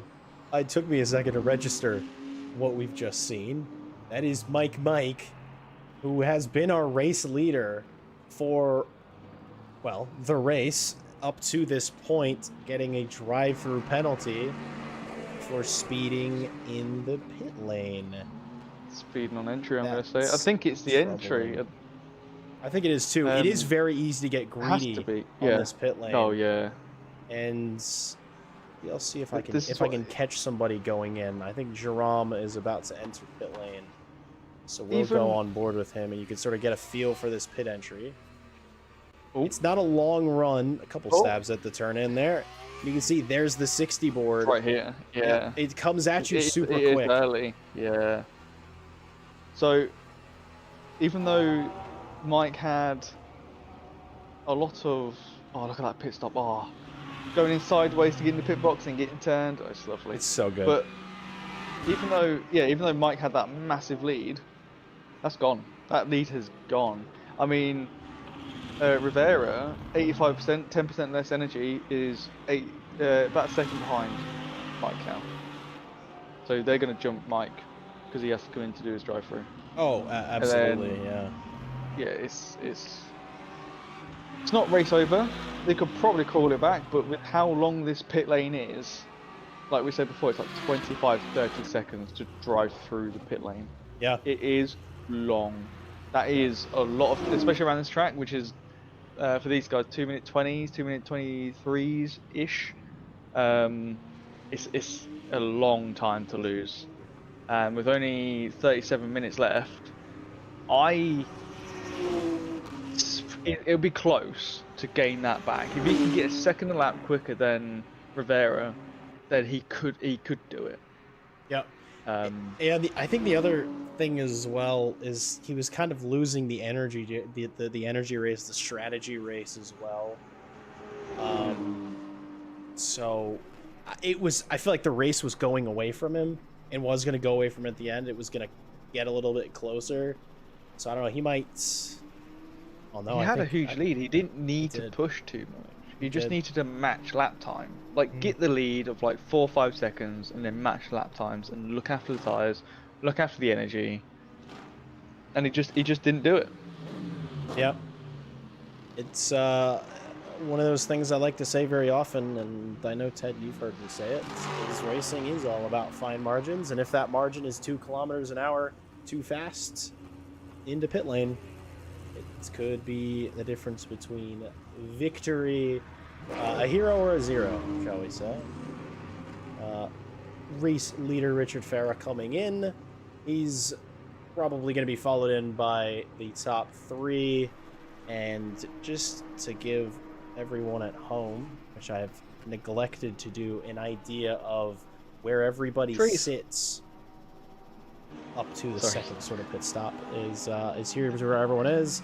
I mean, you can see Farah, Tyron, Kitchens, they're winning the race. They still haven't taken their second stop yet. Of course, Farah's doing it now, but Denzel Kitchens seems to be the save savior. Tyron is in now as well. There's 3 Jeremys here. I didn't realise that. There are 3 Jeremys here. Two of them Mustangs. I like Jeremy. Third Jeremy. Lock in. Get in the Mustang. Get in the Mustang. Get into Jeremy split. Denzel Kitchen should come in as well. He's got 5.1% left. Yeah. And he is in now, and Richard is exiting, which is going to take him an age. Oh, it is. And I don't see. I actually want to see if Mr. Mike. Ah, that's a brief shot of a Porsche in the grass. The bus stop chicane. Don't speed. Don't speed. Yep. You can see he slowed down a lot earlier than he needed to. And I've done it. I have absolutely done it where I have... I wonder, who is that in that Porsche? Is that... It's not Cedric, because he's in the purple one. It's Rem Wink. It's Rem Wink in the... That's a nice livery. Yeah. I like a pink car. I like a blue car as well, and maybe it hasn't been the most successful race for him thus far. Well, he could be... I don't know what class he's in. He could be an AM driver, so it could actually be a good race for him so far. But a good livery, and what I was ultimately rolling up to was that Kevin Rivera, on pace, is now leading this race. He does have significantly less virtual energy than the next closest car, which is not Daniel Kent, it's Richard Farah. So we'll see where it all goes.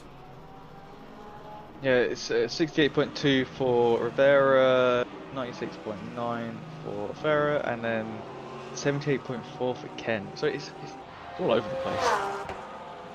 It's interesting. Mike has come out in P7, which is 42 seconds behind Rivera. I will say, even with a second quick lap, you aren't going to make that win.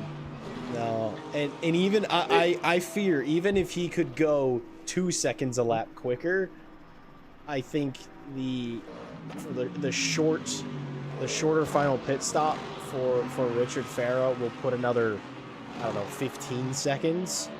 Yeah. So I fear it's a bit out of reach for Mike. Which I guess we haven't given his full name, which is Mike 972 Mike.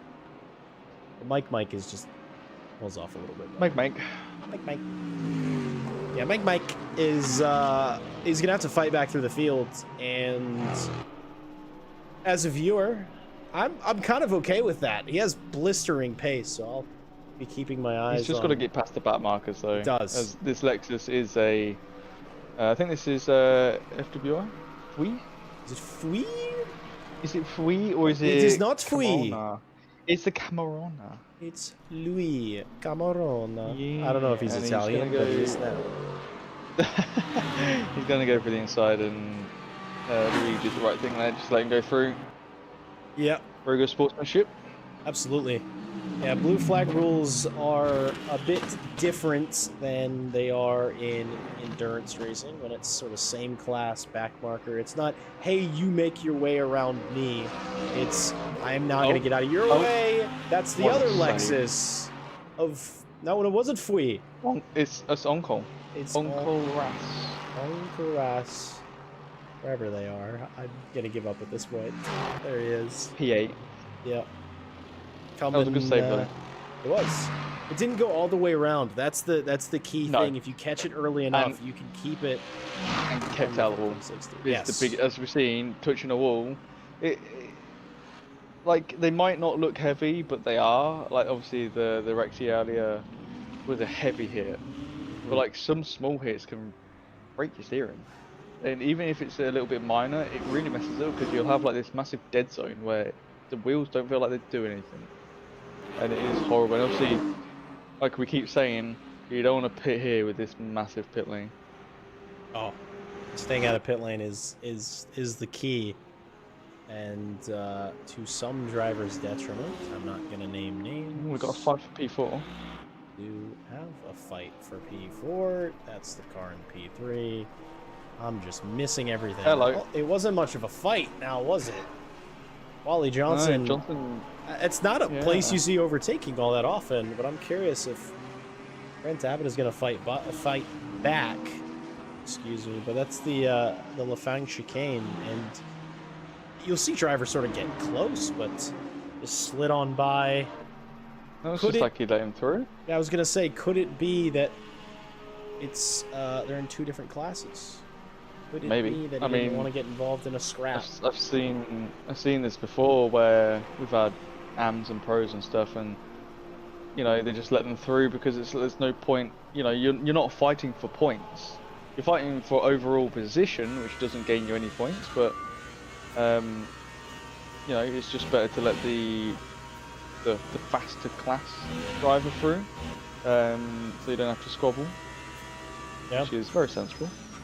Absolutely, and I saw the relative get down under a second, and I wanted a bit of ear candy for myself, a bit of ear candy for the audience, and well, see how quickly Mike is able to get past the Mustang of Jeremy Tryon.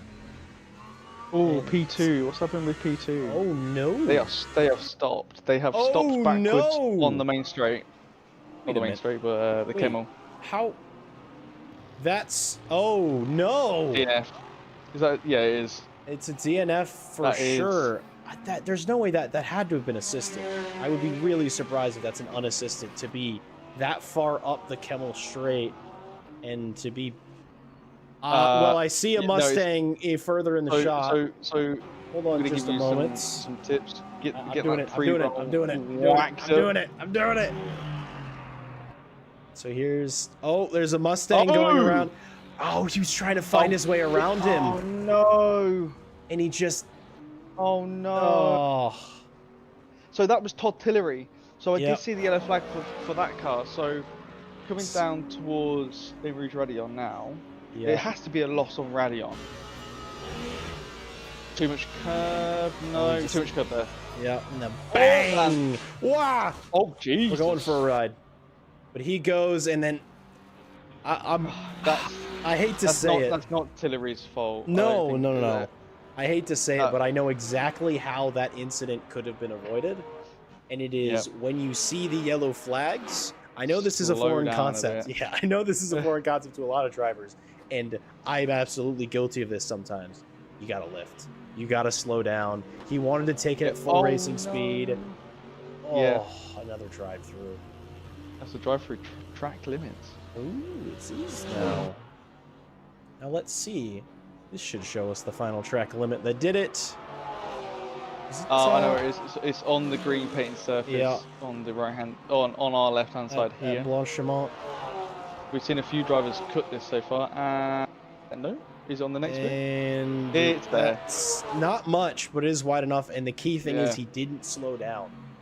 So that's track limits in this game are brutal, but they are there to stop people from gaining an advantage. And like Radion is horrible. It's so horrible because like you're so used to in other games to cut it a little bit and have that little bit of leeway. But hit on Le Mans Ultimate is, don't cut any corner. I do see, and these are, Ted, I'm sure as you know, sometimes false positives, but this is a possible contact between Anki Fui and Cameron Magruder. Oh, no. Oh, it was close. But I don't think there was actually contact. I don't think there was any contact. There is a bit of paint missing from that BMW. We know it's been repaired at some point. That Lexus was not steering with rear wheels. We've seen this many times, me and Jack. Yes. This LMU's replay is. We need to come up with a name for it. We do. The connection. Connection crab doesn't work. I'm trying to go for some alliteration here. I'm sure picked up. We'll figure one out. We'll get something going. And while we've been investigating everything else going on, Mike has cleared the Mustang of Tryon, and he's going to keep trying to make his way back towards the front of the field. He's 33 seconds back. Yeah. He's doing 220s. Only about 3/4 quicker than P1. Not sure on P2 and 3 because they have not done valid last lap.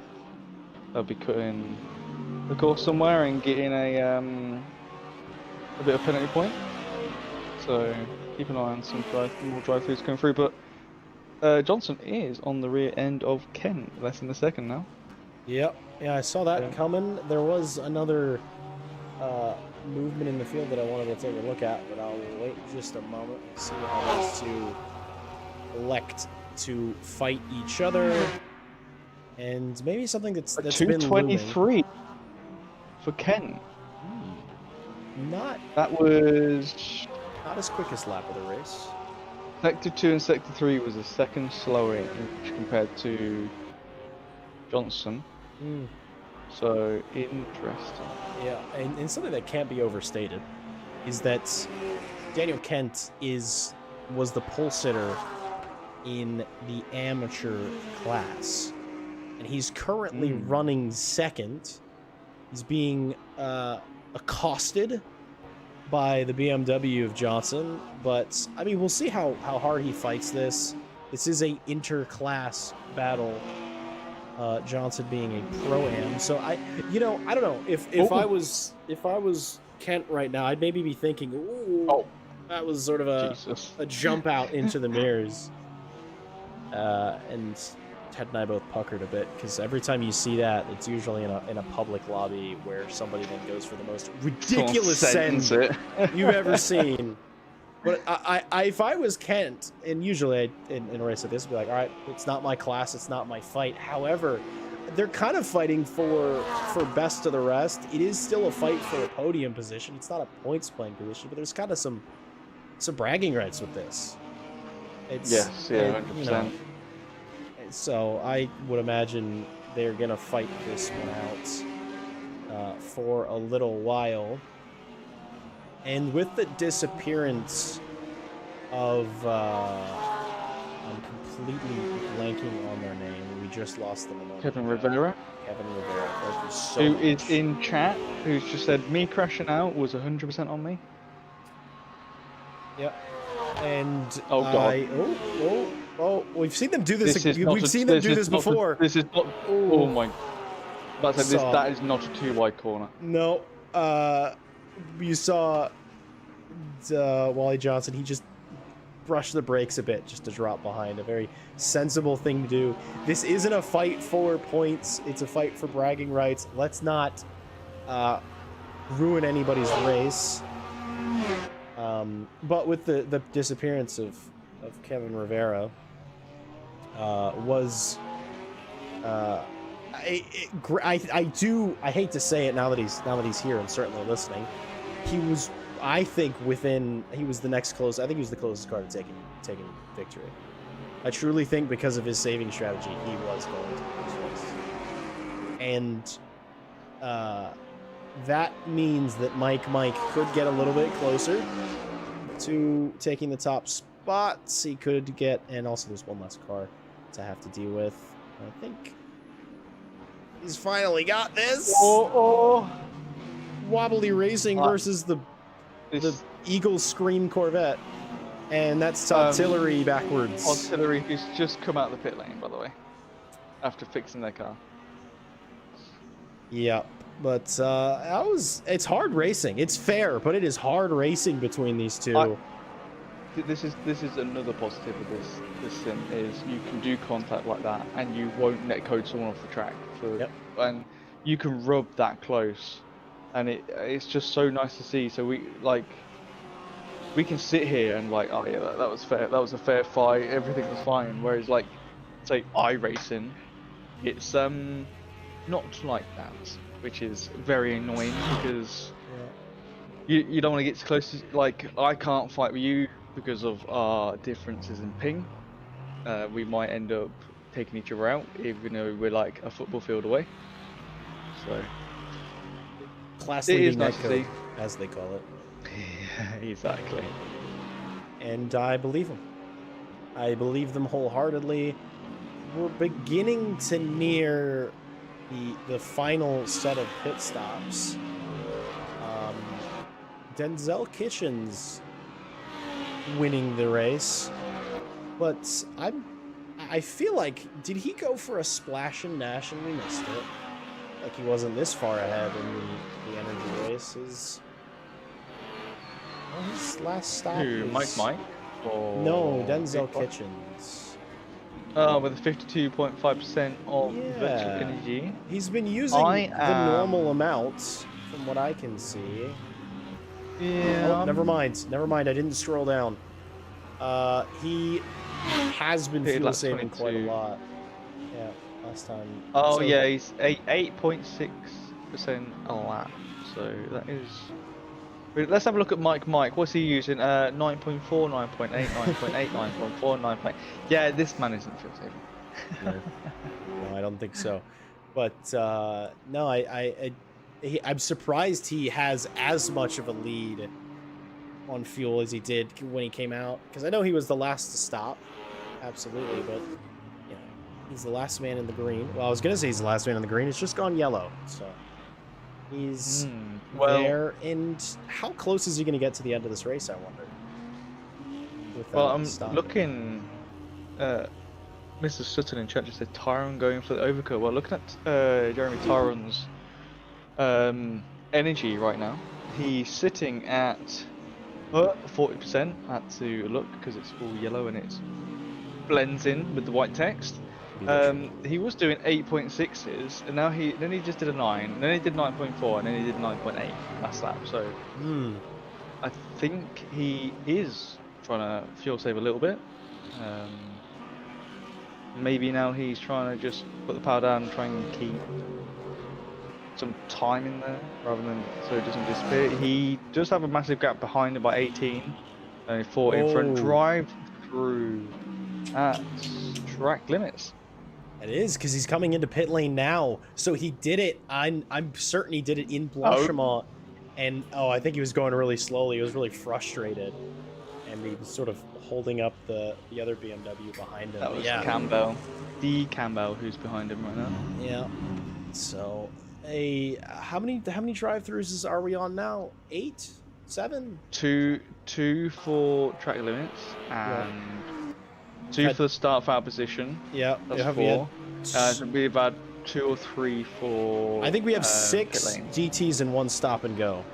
I think is what it's turned out to be. Oh 15% yes, 15% energy. Brent Abbott's coming in. I'm a maybe bit tire change as well. Yeah, it could be. Could be he wants to have an extra bit of rubber to run it on. But got a bit of information from Kevin Rivera. On my second pit stop, I only changed the front tires and was still doing faster times also. So changing all 4 is not really the strategy. So this goes back to my point of the 2 times fuel and tire wear doesn't actually mean 2 times. It's probably because you're still driving the same as you would be on a normal settings. You're just eating the front tires a lot more compared to the rears. Yeah. So just changing the fronts would just give you that more grip in the corners. You just have to manage the rears a bit more because they will be more loose than what you're used to, especially with the heavier fuel load. But that's it's quite interesting to know about. Yeah, I'll check. I'm gonna take a look on some of the cars that have just now come out of the pits and wonder if they still took all 4. Well, I don't think it's populated yet. I'm gonna assume they have to do their outlap for it to tell us who took and who They have to didn't take leave tires. the pit lane. So when pit exit thing goes away, that's when it will update. Kitchens is 4.4 seconds slower a lap than the Aston Martin, who's right in his rear end now. Yeah. So he'll get overtaken soon. I think he is fuel saving. If I look at. Oh, absolutely. He's the savior after all.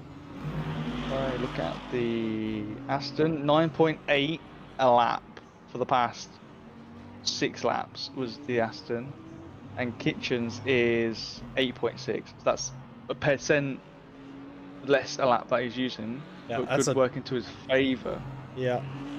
And I mean, you can see he overtook him there pretty easily, but you can see the energy percentage as well. Yeah. On the bottom of your screen. To make it live a bit more how we're talking about the energy race, who's fuel saving, Lord. who's fuel saving and what that sort of means. It's like, oh, but it doesn't matter. They all need to stop the same number of times. That is true. However, your final pit stop will be significantly reduced in terms of the time stationary. Yes. So for a full tank of fuel, 40 seconds, I believe, for virtual energy and fuel, and any, a lap or two. Let's say you need in the result we just saw. So the car ahead, Botero in the Aston, has about 20% less virtual energy. That's going to end up being 20% greater time stationary on the final needs stop. to pit now. Botero needs to pit now because they have not much energy left. But Mr. Rivera has just backed my theory up. Rear tyres were at 70% with 45 minutes to go, while the fronts were at 40%. So you do eat your front tyres more than your rears compared to when you're on normal settings, which they would wear out roughly the same all round. Yeah. So maybe we need a tire wear widget next. I don't think we'll get one. I don't think we'll get one. I don't think we'll get one. But it would be cool to have. But yeah, no, you are absolutely on the money, Mr. Edwards. And honestly, I haven't, as someone who's now broadcast and commentated 2 races with, well, actually, I think only 1 race had double tires. I never really considered how they're using their tires in relation to the increased wear. So I don't think you can mitigate that by driving smoothly, because you are just gonna lose a lot of time if you try and look after the fronts. So it is probably just better just to take 2 front tires on 1 stop, and then the next stop take 4 tires. Yeah. And then the next stop take 2 fronts, and then the next stop take 4. So it sort of goes around like that. Obviously, depending on the car, depending on your driver style, and depending on whatever setup you're using. Yeah, I think you're absolutely right. But yeah, there's no, you can look after the tires, but you can't mitigate, you can't remove the it happening. It's gonna happen. Michael Sutton makes a good point. Brake bias is key, which I agree to a point. Of course, they're still gonna get overwhelmed. Depends on the car. Yeah, the car depends on the circuit as well. Some obviously, a front engine car needs, front engine needs more front brake bias. Rear, like rear engine for the Porsches need more rear, and same with the mid engines. They need a bit more rear as well. So you can move it about to a certain extent to the point where it stops working, and you don't brake properly, or it spins the car around. Yep. It's all in the setup game. It's all in the driver game. You gotta pick a car and live with it for a whole season. So sometimes you maybe know that you'll take a hit in tires on some circuits, but then you'll be better off in others. Also, quite frankly, it's just personal preference. The BOP for the LMGT3 cars, I think is significantly better than that of the hypercars. Oh yeah, as we see here, like it does look like at the moment, obviously Mike was doing really good pace. He could just be a really good driver and knows how to drive a Lamborghini. But we've got 4 front engine cars at the front of this field. Then we've got the Corvette and Lamborghini who are mid engine, and then obviously we've got a lot more front engine cars towards the back. I'd say we have a lot more front engine cars. Generally, we do. It's another drive-through. No. That would be the final stop too. I think that's on exit. Well, entry. It'll be due to pit lane. Yeah. Or Jerome. That is a shame. I'm just saying. Yeah, that is a big shame. Well, it doesn't mean no penalty, so. It doesn't mean no penalty. It doesn't mean no problem either, because that is going to be a problem for man in 20th position. Pushing the warm-up cycle. They do have to warm these tires, and I think everybody took tires in the final stop as well. Took 4 tires across the board, which I would have maybe monitored that. I maybe would have only taken fronts if it were me, knowing what I know now and seeing what I would see while I'm inside the car. But so Jeremy Tyron from second has now boxed. Richard Ferrer has not boxed. They used 8.6% last lap. They're on 5% and gone through sector 1. Ooh, that is a good point. I did see him continue on. I saw he was at, I think, 11 and a bit percent, 10 and a bit percent. But he's...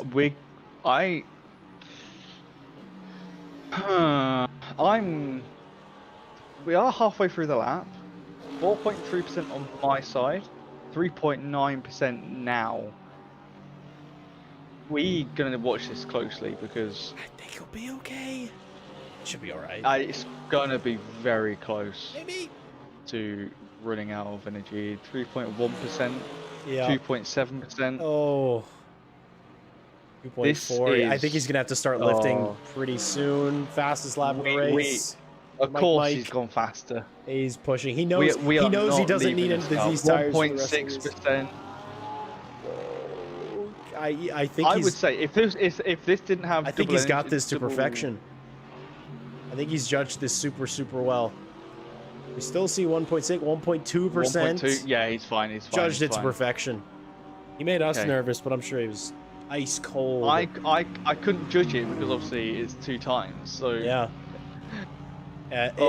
It's something I've talked about in the past 2 double fuel broadcast affairs that I've been a part of. Is as someone who instinctively knows how long a car should be going, and you know what roughly tires are going to look like, what the fuel's going to look like, etc. It gets a little awkward when you're thrust into a position of, hey, talk about this race, analyze this race, except it's happening twice as fast in a sort of way, and for a multi-class, it's very tricky. I wonder what the MFD says for your fuel, because I wonder if it calculates that you're on 2 times usage. I would hope so. I would assume so. It seems to do a good job, a very good job. It's very good, yeah. I will say it's very good at updating. And it doesn't update over the line; it updates every sector, or maybe more than that. But it's like it's very good, and it also adapts to your driving style. So if you start fuel saving, it changes. It's like it is so nice to see how they've implemented that, and that's a line. Kitchens have just Kent has just gone through. Yeah. Into 4. Denzel, this is where his fuel saving strategy is going to pay dividends here, because he has to fuel the least out of the rest of the field. Sutton in chat was asking if Wally Johnson is underfueled. He's got the least energy left in the field. I will pull it back up, even though I just removed it. He's running about 10-ish%. There's a couple of cars that have the same amount of fuel as him, but there's 4 laps of the race left. Roughly 4 laps. So he needs 36%. Just about. If he's doing 8% a lap. So there might be some fuel saving. You can see how short he was stationary. He needs 32%. Kitchens. Oh no, yeah, if he's doing 9, yeah, 36. Yeah. Sorry, I was going by 8% for some reason. I was going by 9% and then said 8%, so I am professional. But that will bring the end of proceedings for pit stops, unless somebody gets a penalty or ends up needing an emergency splash. P22, Cameron Magruder is on 18.8, so they do need to do a pit. But they did pit earlier on for some reason. Out of sequence, it was a damage repair. Remember, they tussled with the Mustang. So I can't see the gap. There we are. No, that person just got to the start finish, so I have no clue. Oh, they should be fine. They're through the second sector, so. That is, a minute and 5. They should be okay to come out back into 22nd. Yeah, I would think. I would think as well. Mike, after all the drive-through troubles and the lack of fuel saving, he's fifth at the moment. Yes, but the key thing is he is 2 seconds faster than Ken by a lot. His last lap only a 2/10 slower than the fastest lap of the race, and I think faster than. I was reading the wrong. Yeah, he's 4 seconds faster. Sorry. Yeah, so we'll stay on with him, and it would be difficult.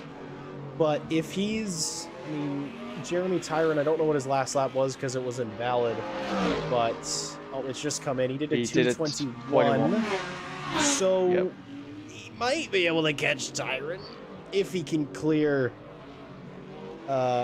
Kent super fast. He needs to do it at the top of the hill, down the Kemmel Straight. I think he will, because Kent was 3 seconds slower that lap, so yeah. I think. It's just getting past him, which would probably be a little bit of a dive into a corner. We should be at the end of the Kemmel here, or actually probably before. Looking at this, interestingly, Daniel Kent went defensive there. He said, "I'm not giving this up without a fight. This is for honors. I don't care that you're Mike, the fastest guy on circuit. I'm gonna still show a little bit of defensive driving." And Mike now needs to gain 3.7 seconds, and then. And to overtake. Actually, he could get second. He could be, maybe. Second's only 1.5 away from Tyron, so. Yep. I'm hoping that it'll switch over soon. And second did a 2:25.5 last lap. That's 4 seconds slower than Tyron. And I know why. Seconds. He's fuel slower. Saving. Wally Johnson, because he's the one who short fueled. Yeah, yes. So wait a minute, Mike could. There's a universe where second place is on, and that would be a huge recovery. Slightly assisted by drivers who are no longer. Imagine how far in front he would be if he didn't have the DT. Right. Well, that I will say, but there's also the element of Kevin Rivera and because he was on a really good strategy. True. So a bit unknown, but yeah, he's on for a heck of a recovery if he can close it. Towards the end of this lap, he hasn't gotten as close as maybe he would have liked. I think Jeremy Tryon. I've been calling him Jeremy Tyron, but I've just been entirely misreading his name, so my apologies. Jeremy Tryon has pushed up to the back behind Wally Johnson. Yeah. What's their lap times? Wally at 23. And Johnson Tyron 21. Yeah. Yeah, and then Mike was at 19.6. So it's gonna be a three-way fight for second place. I think so. I am curious though. I want to see what Wally Johnson's onboard looks like in terms of his lift and coast at the top of the hill. So that's going to lose him a lot of time. Yep. I think we might be seeing a Mustang come by in a moment. But I just want to see, where is he lifting? That's not as big of a lift as I was expecting. It's not, and I think... He must be pretty confident on his He can't fight this. I think he has to settle for fourth. He's tried his best. Yeah, I mean, he still keep going, still keep pacing there, still keep doing what he's doing, because that Mustang's got to get past. You can go defensive.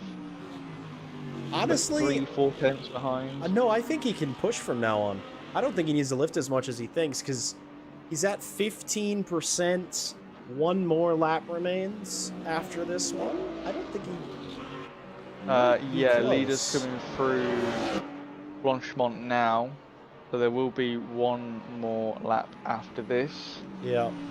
Which, you know if what? you think about it, I'm gonna hit this button. We're gonna see if the battle button works. Just give it a minute. I believe in the battle button. Johnson used 9% last 2 laps. It works. Let the battle button go. Sorry. He's got 13.3 at the moment. Going up to Blanchemont with these 3 cars. Yeah, we'll see. I think where he crosses the line is the he needs to factor. cross with 10%. Yep. Yep. And Wally Johnson, I'm gonna make sure. He can send. He can send. Oh yeah. Double send. Oh. Is he gonna For the inside line. A little bit of a touch on the exits, but keeping it remarkably clean. Wally Johnson. Got 11%. He has the fuel. It's a drive-through late for Todd Tillery. I don't think his race is going very well. But it's going well as far as recovery for Mike. You see the 3 lights on the side of the car light up. That means he's on the podium now. And he's got one final lap to push for 2nd place. Which, as I said before, I'm sure you'd agree, Ted, would be a mega recovery. That's crazy. I do feel sorry for Johnson though. He's done very well to fuel save that car and keep it in 4th. He can try and, if these guys fight with the Mustang at front, I think they're already side by side. Yep, he's already in 2nd. Mike's in 2nd. My apologies. I was checking to see who was in what class. I wanted to make sure it was an even fight, and it already happened a lot faster than I was expecting. I will say for Wally Johnson, though, there should be an overtake replay. Ooh, you're right. This guy's so smart. This is why I invited him. I just want to be clear, show off how bad I am, not what I do and what you can expect. Here's the overtake that just happened. But what I was gonna say is that Wally Johnson's the Pro-Am. He's in the Pro-Am category. How speed. That is just amazing. He had a mega exit. Yeah, he just got straight in for it. That Lamborghini. Done and dusted. It used to be quite quick in a straight line. It actually used to be very slow in a straight line. Then it was very quick, and I guess it still got some of that speed in the DNA. And here's Richard Farah amongst a whole gaggle of cars. I had a feeling he was coming close to taking victory, and he does in round 1 for the Pro class and for overall victory here at Spa. Very well done. Oh, super. You know what it is? He didn't make any mistakes. He may not have been the fastest guy on circuit. Is Mr. Mike 1.5 seconds in front from the Mustang, and he's gone, and then Johnson's 2 seconds back. So he's just trying to finish the race with the 2.4% of energy he has left, which he should be able to finish. And here comes Mike. Very well done to get back into 2nd from the drive-through that he had. Yeah, superb recovery from him. 2nd in the Pro class. 3rd goes to Tryon in Pro. Wally Johnson, though, takes victory in Pro-Am. And then Daniel Kent takes 5th overall and 1st in Am class. So these, that was an awkward victory, Donut. Johnson. That's not going to plan. A little bit. But we should have several other cars coming through, and I feel like Lois Uncle Ross, a car we haven't spoken to, has sort of. I'm honestly not 100% sure how they've ended up as high as they were. I feel like I remember them having a penalty once upon a time, or maybe I'm misremembering. They also saved the slide on the bus stop exit. That's when we saw them. Here's Bryce Charlery,